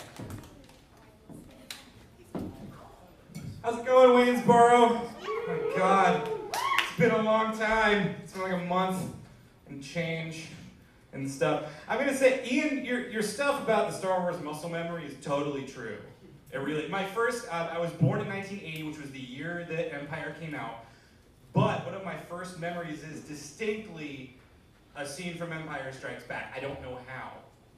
It was a scene from the meteor shower, or when they're going through the meteor thing, and they get stuck in the meteor and they fly out, and the meteor worm goes, "Grr!" But it might have been passed down from my father, having seen it, or maybe that's just my first memory as a sperm escaping from his penis. I don't know. Mild laughter, okay, it was worth writing down on the fly. Cool. Is Neil Hudson still here? Is he still here? Did he leave? Neil? Oh, man. I had some advice for Neil. This is Winston. He's right here. He was like, oh no, black dude. Everybody in this room is blacker than Winston. So you don't need to worry about that. No, you're cool, Winston. I like you. Get back on stage. I'm trying to like. He's a funny dude. Everyone's talking about this like photo leak, and yes, it's terrible. Blah blah blah. I really want to see Jennifer Lawrence naked, but morals. But there's another story that came out yesterday that no one's really talked about, and it's the CeeLo Green thing. Anyone? The CeeLo Green thing? He had to shut down his Twitter for comments that he made about rape. He basically said this: "It's not rape if she's unconscious." And seriously, the guy tweeted this in all sincerity. But then when you look at the guy, you gotta think, oh, well, it's probably the only way the dude can get it. Oh, he looks like a potato. He's a little potato. Which is not racist. I'm not saying that all black people look like potatoes. I'm saying that all fat people look like potatoes. I'm kidding. Nobody looks like potatoes. CeeLo Green does, but no one here. All right, let's get going on this stuff. How's everyone tonight? I like doing the Waynesboro thing. I come from Charlottesville, where we don't have a comedy scene because everyone takes themselves way too fucking seriously. This guy knows, for sure. Waynesboro's great though, because I like the kind of like earthy culture and the kind of like, spirited southernness of it. It's a really great place you can come to, check out license plates about Jesus. Or bumper stickers about Jesus. Any kind of Jesus stuff. Billboards. Yeah, some of my favorite colloquial Jesusisms come from Waynesboro. One of my personal favorites was it was kind of championing a double agenda. It was their political and religious agenda. It was a bumper sticker that said, "What if Jesus had been aborted?" Sad thing about that is the person who put that on their car probably should have read their Bible a little closer, because he's just going to be back in 3 days. Can't cut that shit out. Just roll away the stone. In this case, the stone's a vagina. Weird. I don't even get that. I wrote it and I don't even understand it. Another one of my favorite phrases that's come out of this whole, the whole religion thing. I went to Catholic school for a semester. I'm atheist now. It's fine. Paige, you have hope. Paige, where's Paige? Paige, leave. There he is. That guy looks like you. One of my favorite Jesus-isms is the whole Jesus take the wheel thing. When you're having a little trouble, Jesus take the wheel. Never really made a whole lot of sense to me. For one, he's never seen a car! He was in the year 1, for Christ's sake. Christ's sake, see what I did there? He's never seen a car. If he's in the car with you, hate to say it, Jesus wasn't white, he was more of an Arab, and you're probably going to be an accomplice to terrorism. In the eyes of the law. All Arabs are terrorists. And then you'll be like, Jesus, take the wheel. He won't understand what you're saying. He doesn't speak English. He's like, and that's Aramaic, right? And you're just gonna Thelma and Louise yourself off a cliff. But if you crash off a cliff with Jesus, you're probably going straight to heaven. So that's cool. Good news, Jesus. Why don't we have that? I would like a bumper sticker that says "Good news, Jesus." I have to explain it to people. What does that mean? I don't know. Some dumb comedian in Waynesboro said it. So gentrification's a word that I know. Basically means that a really rundown, shitty neighborhood has been flipped around, and now rich white people can live there. It's basically the story of Brooklyn, New York. I'm wondering what the math on that is like, what the statistics are. How many people need to be stabbed in a horrible neighborhood before it's safe to move in there? They have a stab quota? A rich white family came and got stabbed. They got up to 5. That's the 5th stabbing this month, man. We gotta move on. It'll be fine. It's theirs now. Is there a hipster Napoleon that's kind of moving in everywhere? Every rundown neighborhood, some dude in jorts and a shirt with a pizza on it. Wearing a Fidel Castro hat. His war cry is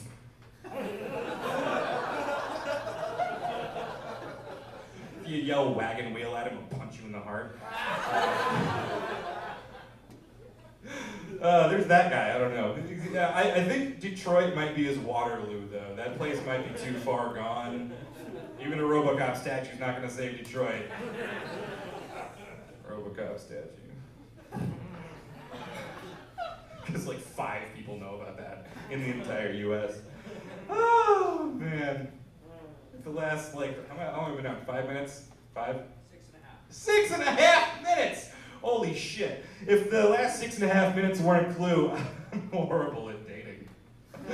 Oh god, dating is so stupid. Just because I'm so horrible at it. Oh my god. I'm just the most awkward, stupid idiot. I feel legitimately sorry for any person with a XX chromosome that I walk up to and just ugh. Hi. Yeah, you might as well send in Woody Allen to do hostage negotiations. Or even better yet, a colorblind Michael J. Fox to defuse a bomb. Oh, I know, he'd be terrible at it. Jeez. Don't hire people that aren't qualified. Oh, man. I'm basically a walking Admiral Akbar meme. You know, that thing that he said from Return of the Jedi? The shield is down. That one. All right. These are not the keys to a woman's heart. These are the keys to my own house. Where I'll be in 2 hours doing homework. Fun stuff. How's everybody tonight? Oh man, just forget, just like fall back on the old house everyone tonight. Someone will respond. I don't know. How's Taco Bell? How's Taco Bell? Who likes Taco Bell? I don't know. Nobody? Cool. Taco Bell's doing breakfast now. Good news for all of you Taco Bell haters. Oh man. Yeah, I think someone needs to like tap Taco Bell on the shoulder and be like, hey guys, guess what? Anyone who wants Taco Bell for breakfast isn't gonna be awake when you're serving breakfast. I know every time I've woken up and been like, oh, what I need is Taco Bell, it's preceded a night of horrible decisions. I woken up at 2 in the afternoon and waited in a very long lunch line in the drive-thru to order everything off the happier hour menu. Named such because you're always happier in an hour in the bathroom when it's over. That's that story, I'm sticking to it. Okay, real quick. Taco Bell, it's owned by the same corporation as Kentucky Fried Chicken, KFC, and Pizza Hut. Doesn't that just sound like the UN of type 2 diabetes? That is a nation built on severed feet. Just a bunch of feet just kind of planted somewhere. It's probably in Alabama somewhere. Tennessee? Mississippi. Let me just do the whole Bible Belt. I don't know. God damn it. Oh, God. Speaking of earlier, I'm not sure which one I hate more. The band Fish or Hitler. I can't really tell. I couldn't tell you which one I hate more. They're both like equally terrible to the society. Yeah. But they're also like, I don't think Nazi youth like followed Fish or followed Nazi youth didn't follow Fish. That's like a good 30, 40 years. Like, but I don't think Nazi youth like followed Hitler the way that Fish kids followed Fish. Like, you didn't have that really like avid like, you know, Aryan kid that's like, oh yeah, I saw mein Führer in Mein Kampf 47. He opened with Mein Kampf and closed with Das Schützenfest. I'm on so much acid. The Holocaust was caused by acid. That's all I have to say about that. Just do fart noises in the mic for the next 10 minutes. I'm pretty much done, aren't I? Yep. Yeah! All right.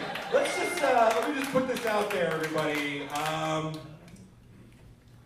Whose dick do I have to suck Joseph Gordon-Levitt's dick? Please tell me it's Ryan Gosling. Yeah. And let's hear it for like everybody that went up tonight. I really hate going up after people that are better than me, which is every time. So let's hear it for everyone who can, our wonderful host. Boom! Charity! Who's your waitress? Bartender. You're not a waitress. You're a bartender. You're awesome. It's musical time. That's your intro. But really, keep it going for Will, seriously. So good on this street.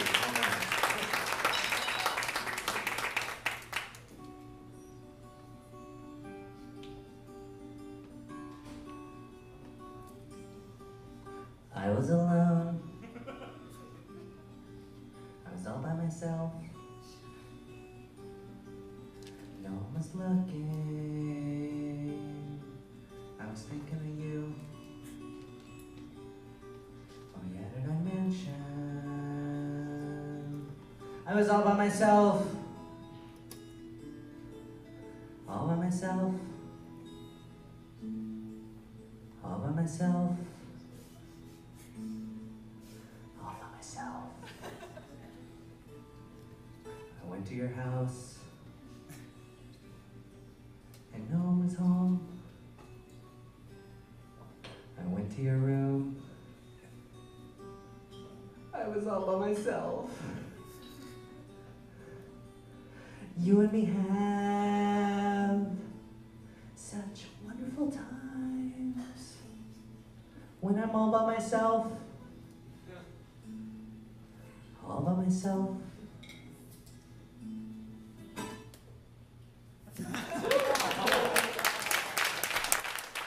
Everybody keep it going for your closer, Tom Wagner.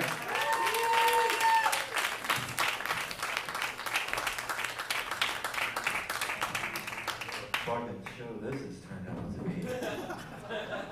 Music, naked pictures, there's shit going on. So, I'm gonna keep this up here. A little bit about me. I'm married. Been married for a little over 4 years now. You don't have to applaud, it's not a big a deal. I don't know that it's gonna even work out, so still waiting on that. But I do have 2 children. Children are pretty cool. Don't applaud that either. It's nothing special. I mean, it's not a magic trick or anything. I mean, it's real simple. I'm just not pulling out. I mean, that's not nothing special. It just kind of happens. My oldest, he's getting to that age now where I'm starting to really get scared. Because I remember what I was doing that age. By the time I was 13, I started smoking, started drinking. Hell, I had a box of porn in my room. He's got the internet. I'm not sure which one's worse. He might know better than me. The little one, he's almost 3, and this fucking kid's got it made. Every morning when I get him up, I want to talk to him, engage him, you know? I'm like, what do you want to do today, buddy? He looks up at me and he's like, well, Father, today I think I would like, yeah, he talks like an adult and he has an accent. Every child does until they're 4. Just play along. Well, Father, today I think I would like to watch Elmo while I eat this waffle. Then perhaps I'll play with my Legos. Maybe I'll make you read a book to me. And then at lunchtime, which I'll have a yogurt and a peanut butter and jelly with the crust cut off piece, I would like to watch Mickey Mouse Clubhouse until you tell me it's time for a nap. At which point, I will proceed to take a tremendous shit in my pants. But don't worry, Father. I'll say something cute like, Dada, I made a poo. And you'll laugh as you wipe the shit off of me. And then I'll take a nap for anywhere from, I don't know, 30 minutes to maybe 2.5 hours. Who knows? Don't make plans. After my nap, I will, again, demand you change my diaper. Again. And we will watch the Lego movie. Again. You will like it. I'll entertain myself for most of the rest of the evening until dinner rolls along, at which point I'll wait for you and Mother to settle in and actually start enjoying your meal before I decide to say, I'm done, Dada. I'm done. And then I will proceed to play till bedtime, which of course at that point, I will take yet the second tremendous shit of the day before just calling it a night. And I will go to bed. But I love my kids. They're wonderful. But kids can ruin the smallest things. For example, my kids have ruined Netflix. Here's what happens when I go to my instant queue. I have my list. The first thing that comes up is my list. This is basically movies that I want to see, but I'll never get to see because I've got fucking kids. Right below that is watch it again. This is the stuff that I watched before the kids took over, and I'll never get to fucking watch again. Right below that, recently watched. My God, I don't even want to tell you what's in it. It's like Mickey Mouse, Curious George, Sesame Street. Like, come the fuck on. Scroll down again. Oh, because you watched My Little Pony, you might also like this. Because you watched Care Bears, you might also like this. Because you watched the Tigger movie, you might also like this. No, I fucking won't. I just want to watch something. I do occasionally get a chance. I have to stay up real late after the kids go to bed, get my time with Netflix. Netflix is my mistress. And I was watching this documentary recently on the science of time travel. fucking fascinating stuff. Now, for those of you that don't know about, astrophysics and time travel and shit, I don't either. But I learned a little bit. Scientists say in order to actually travel through time, you have to move faster than the speed of light. 186,000 miles per second. Per second. 669,600,000 miles per hour. Fastest ever recorded land speed, 760 miles an hour.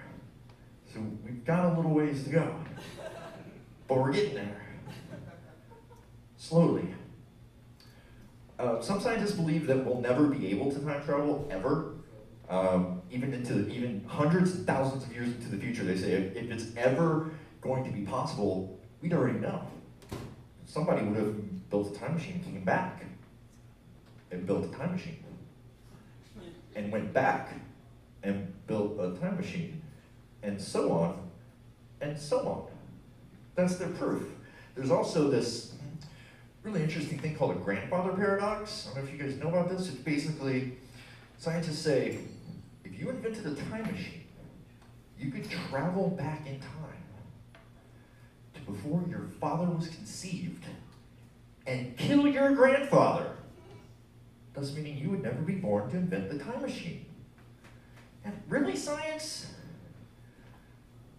So I'm gonna build a time machine, and instead of I think I could, instead of going back and answering some of life's great mysteries, figuring out some of this real stuff about history, I want to make a stop off in 1937 first. I gotta deal with Grandpa first. Then we can go from there, I promise. But I don't know. I forgot where I was going from there. It's interesting. Maybe I'll travel back in time and see if I can remember. But I don't have a time machine. I asked a friend of mine recently, I was like, dude, time travel seems fucking awesome. Like, what would you do if you had a time machine? Let me guess, you'd go back and slap Hitler in the face and say, knock that shit off. Maybe go back to 1963 in Dallas, stand on the grassy knoll and say, hey Kennedy, duck! What would you do? It's ridiculous, time travel. I don't know if it's possible or not. It might be. Probably not. Yeah, I forgot what else I was going to talk about. Oh! When he told me that, I said, you wouldn't do anything good for history? You wouldn't, help mankind? He said, nope. First thing I'd do is go back to high school and fuck away me, what's her name? Really? That's fucked up. You don't even know her name and you're gonna, this is wrong. And that's when I realized that every great invention, every major advancement in evolution in the history of mankind has been fueled by one single thing. Pussy. Everything. Think about it. Think about it. It's in the Bible. Come on. God said unto Adam, why the fuck did you eat that apple? Adam said, she said she'd give me some pussy if I did. I'm paraphrasing here, but that's the gist of it. Cavemen, cavemen did not invent fire to stay warm or cook food. They used, the first practical use for fire was in the cave, so they'd make sure they were getting on top of a woman and not some other hairy dude. There were actually tribes. There were tribes of people, and there's still tribes in Papua New Guinea and in the rainforest of Africa. After they get tired of fucking all their women, they sneak into another village and steal their women and fuck them to death. That's how war got started, because of controlling who's got the pussy. You think the Wright brothers invented a plane for the betterment of mankind? Because they didn't. They wanted a faster way to get to that far away pussy. That's all that was. And it's it's just continuously getting worse. Advancements in medical science allow us to live longer, thus giving us more time to get pussy. Viagra, man, Grandpa can be guaranteed he's gonna be able to get up and get some pussy well into his 90s. Come on, Grandpa. It's just ridiculous because now NASA's looking for life on other planets. Not for science. Know what you're thinking? They want some of that ET pussy. That's what they're looking for. I can see it now. I can see it now. The scientist walks on the stage, in front of the podium. Ladies and gentlemen, today we made a breakthrough. We've discovered life on Mars. Living beneath the surface is an entire civilization of an as unknown race. They're self-sustaining, they don't need to come outside, and they communicate solely through sex. We are currently organizing a team to send to try to communicate with them. So wait a second. You're looking to hire people to go fuck people on Mars? Really? Because that line would be around the fucking equator for people. There'd be 2 billion men and like 3 women from a trailer park that signed up to go do this. And it would be absolutely ridiculous. Baby, I love you. I love you. It's for science. It's for science. Of course I'll wear protection. Well, I probably can't get them pregnant. I doubt they have any diseases either. Trust me. Trust me. These are horrible words for me as I go on. Trust me. I just can't wait till they find life. I really can't wait till they find life on another planet and they want to send a troop of a spaceship full of people up there to fuck them. It's inevitable. I mean, of course, they'll record the whole thing and document it. They'll release it on fucking Netflix as a 12-part miniseries that I won't get to see. Unless I get in my time machine and pull out. That's all I have, ladies and gentlemen. Thank you very much.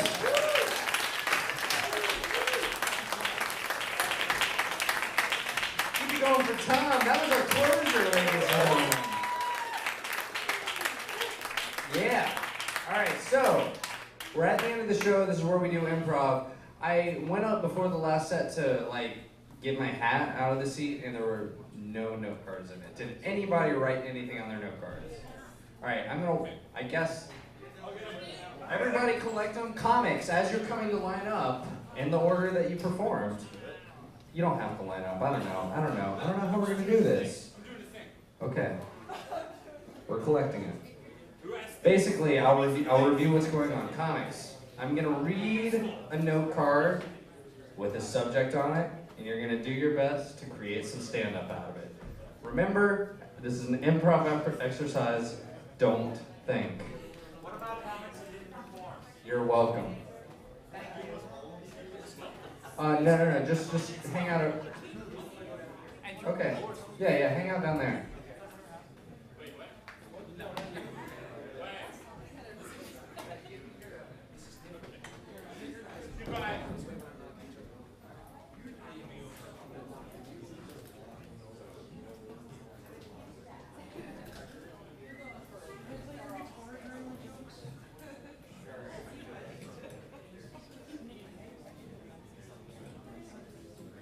It's up to the audience. Tom's like, give me something good. It's up to you guys. All right, so what we're gonna do is, you guys, Tom, you're not gonna go first. We're gonna go in the order of comedians that performed, and this is sort of a encore thing. We don't know how this is gonna go, but that's why I demonstrated earlier when I was talking about jerking off and shit. I was just going off of whatever Rosie was talking about. I was trying it for myself to make sure this was fair, to try to make other people do this. So we're just gonna see what happens. Maybe it'll be hilarious, maybe it won't be anything, but god damn it, it's gonna take guts to try. So please be supportive. We can only do 90% of the work. You as the audience have to do the other 10% in supporting us in doing this. This should be fun. thank you for coming out. Our next show is in 3 weeks. Our first comic, Serena Stout. Your subject is having sex with a man and he ends up being gay. Been there, done that. Having sex with a man and he ends up being gay? Yep. Guy, you're in the wrong hole. You're on the wrong side of my body. Can't you tell the difference? I thought you knew this. Are you new to this? Guy, I told you, wrong hole. Try again. Come on, what are you, gay or something? Oh, I guess I pegged it. Now you're wrong. Here, let me get my husband for you. Serena Stout, ladies and gentlemen. All right, Neil Hudson had to leave early, but let's clap in his absence. Next comic, Loris Jarvis Jr. All right, Loris. Mormons in Mexico. Oh, wow. What do you call a Mormon in Mexico? What? The only fucking religion that's still right. All of the other ones are stupid. Do you realize how right they are about everything? That's fucking like, whoa, let them into your house one time, because that's the problem with immigration. These fucking Mexican Mormons keep coming into your house and selling you the right religion. Sorry. Loris Jarvis Jr., ladies and gentlemen. Our next comic, Vincent Onabray. Vincent? Yeah, clap for him. Vincent, your subject is President Obama. It's a little vague. There's a lot you can talk about there. So I've noticed a lot of the whole everyone's just blaming Obama for everything. Why don't we blame?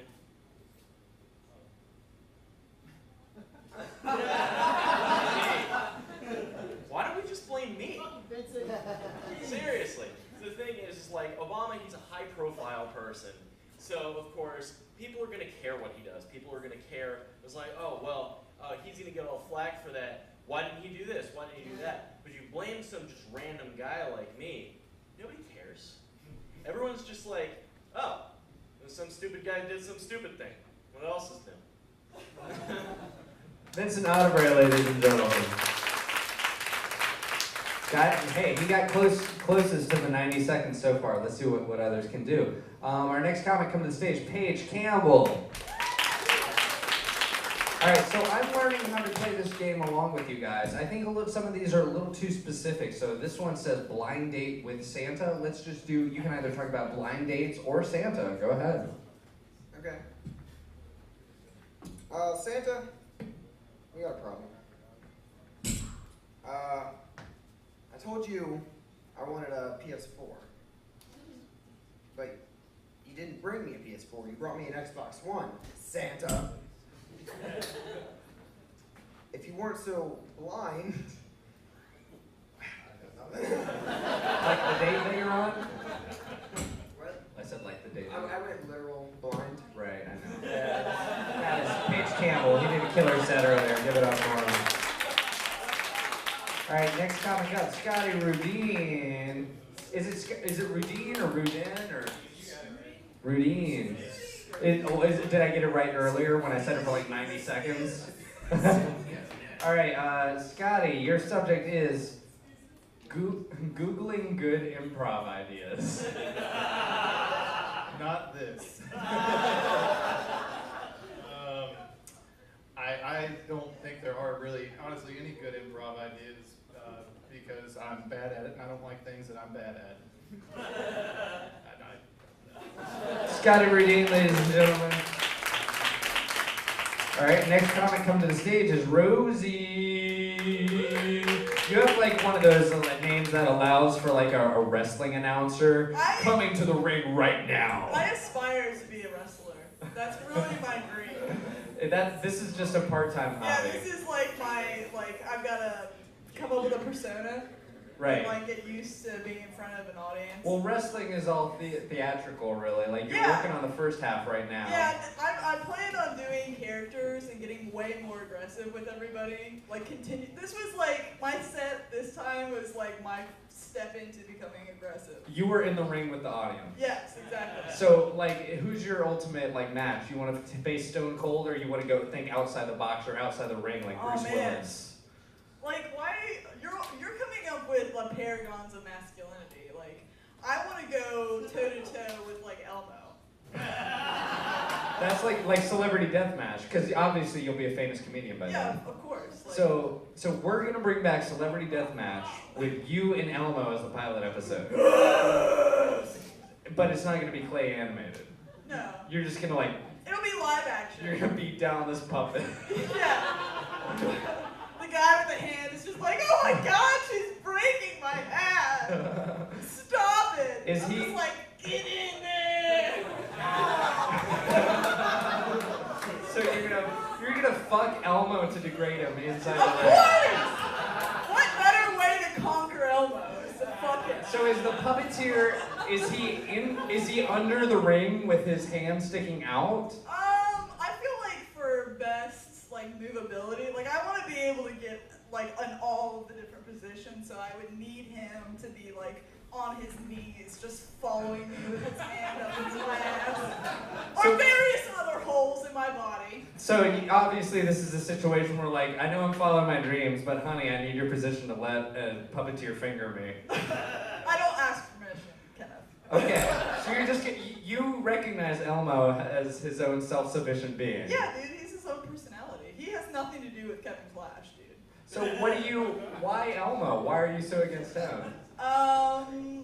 Did he fuck up your childhood in some way? No, he fucked up my adulthood because I am a mother. And all I do is watch Elmo reruns. Okay, Netflix. I know that we've talked about this before, but there's only 4 seasons of Sesame Street. Like, I'll handle watching Sesame Street, but I can only watch the same 4 fucking seasons 100 times in a row without needing some more, like, better storylines. I just need some sort of, like... Well, hey. I need Elmo to, like, get a girlfriend. Or, like, a hurricane to hit Sesame Street. Any or, development like, at all. ISIS to, like, steal Grover. Grover behead gets him. beheaded? Yes! See how Big Bird has to react to that? Yeah. He's like explaining it to the rest of Sesame Street. Big Bird is the news anchor that has to deal with, like, the Grover that goes out and does the field reports, and, like, Big Bird is, like, at home. Like, oh my god, that was me! That could have been me! Well, one thing, at least you can be confident that when you're wrestling him, when you pin him down, you'll know that Elmo can at least count to 3 to know what That's it means. true. He is good at counting. Ladies and gentlemen, Rosie Wagner. I mean, do you want to do a card other than that? I mean, I can. Okay, alright, we'll keep going with Rosie. Fuck it.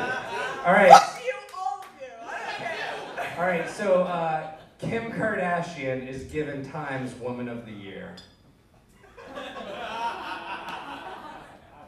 It's all... Are we defining woman as giant ass? Like, is that all you have to qualify to be, like,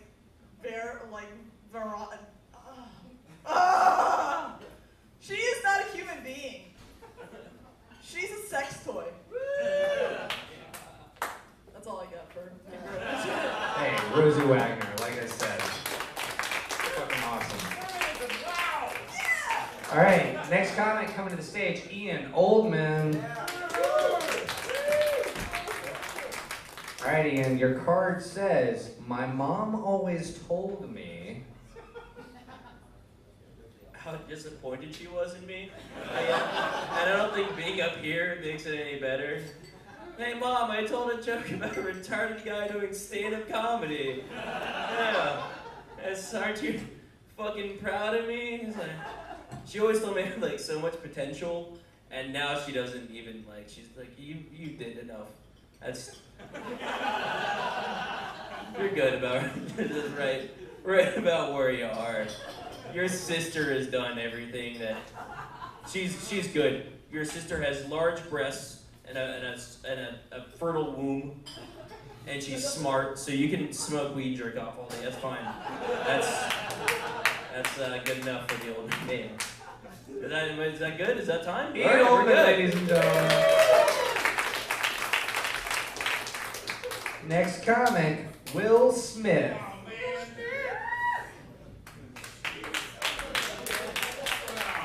Alright, so again, this is two separate things that I feel like you have a choice to talk about. It says Bart Simpson's high school reunion. So you can either talk about The Simpsons or a high school reunion. Go. Oh God, I didn't even go to my high school reunion. But like, The Simpsons don't age though. They've already addressed this in some of the weird fourth wall episodes. They're on like hormones that make them not age, so they're in the fourth grade. Bart's in the fourth grade forever, and I didn't go to my reunion, but it turned out that only like 5 people did, and they were all popular in high school, but now they're all fat and have babies and look stupid and don't have hair. And I think I have a leg up on those guys, right? I've been waiting for Virginia, goddammit! On a stage, talking about penises and Jesus. I'm in a better place! I'm in a better place than you, Greg Warren, with your real estate company. Where are you, Bo Brown, going for Congress in Richmond, Virginia? That's right, only an hour and a half from here. I'm a leg up from everybody, even you, Kelly Smith, who married a guy named Dave. Dave! Dave! Dave! Dave! God damn it! You live in Hawaii now with your 2 kids and your stupid children in the island of Hawaii, and I'm telling jokes in Waynesboro. You're welcome!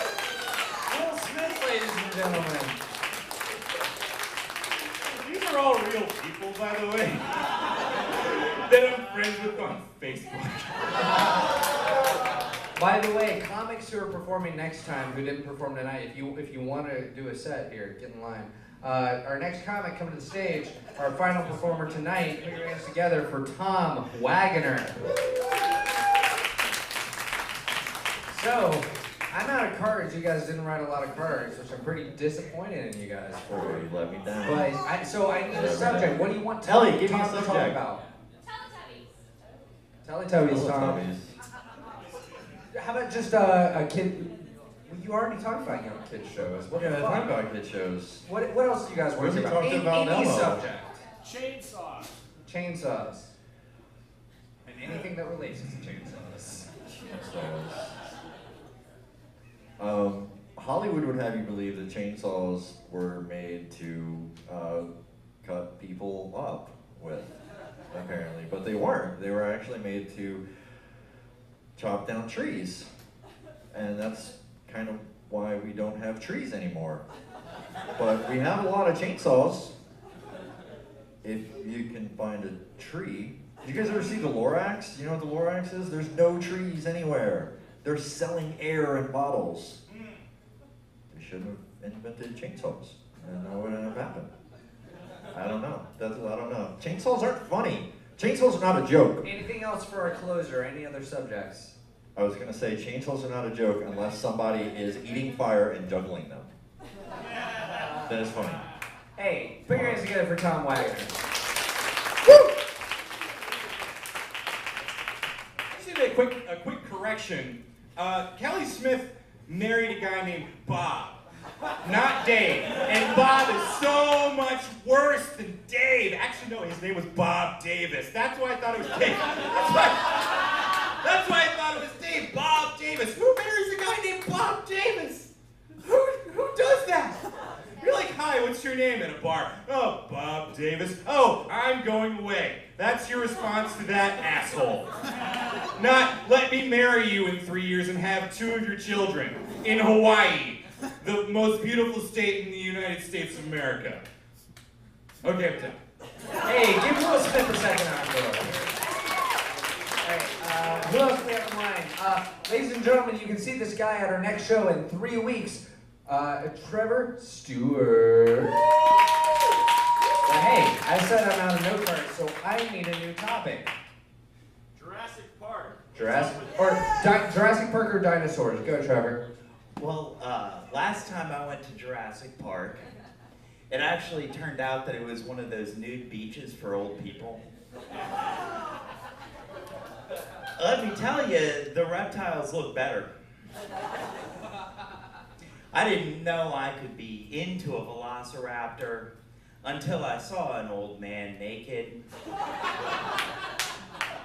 I'm sorry, I'll take the reptile every time. And it actually had a bigger penis. And it's not quite after 10 o'clock and I'm doing penis trips. Oh my God, I think my world might end. Thank you, good night. Just like theirs did. Trevor Stewart, ladies and gentlemen. Do we have anyone else? Who's that?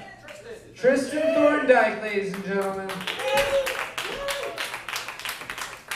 I need a subject. This is cute. Unicycles or cycling of any kind. Go ahead, Tristan. Cycling. Sure. Huh. Hey, Do you cycle at all? Mostly downward cycling, really. Actually, it's a funny thing. Speaking of downward cycles, I've been going to AA. You've been going to AA? Yeah, it's where you go. It's where you go if you haven't met your quota for crying in front of strange crackheads yet. You haven't lived until you've like held hands with like a toothless 50-year-old black man you've never met before, with very sweaty palms. So fill me in. We'll just do the thing. No, actually, I did quit drinking recently, which it's kind of like you Miley Cyrus quitting twerking. I mean, it's an improvement, but the damage has already been done. I guess there's nowhere to go but up at that point, but well, she could go down, but she's already proven that. I'm sorry, you look like you were going to say something. No, you delivered, man. Tristan Thorndike. Thank you. We got anyone else? All right, our next show is in 3 weeks on the 24th. Thank you so much for coming out. Keep it going for all the comics you saw perform here. Next month on the 22nd, we'll be doing the Halloween show for Paige's birthday. He's going to close the show. I hope to see you guys at our next 3 shows. Thanks for coming out. Later.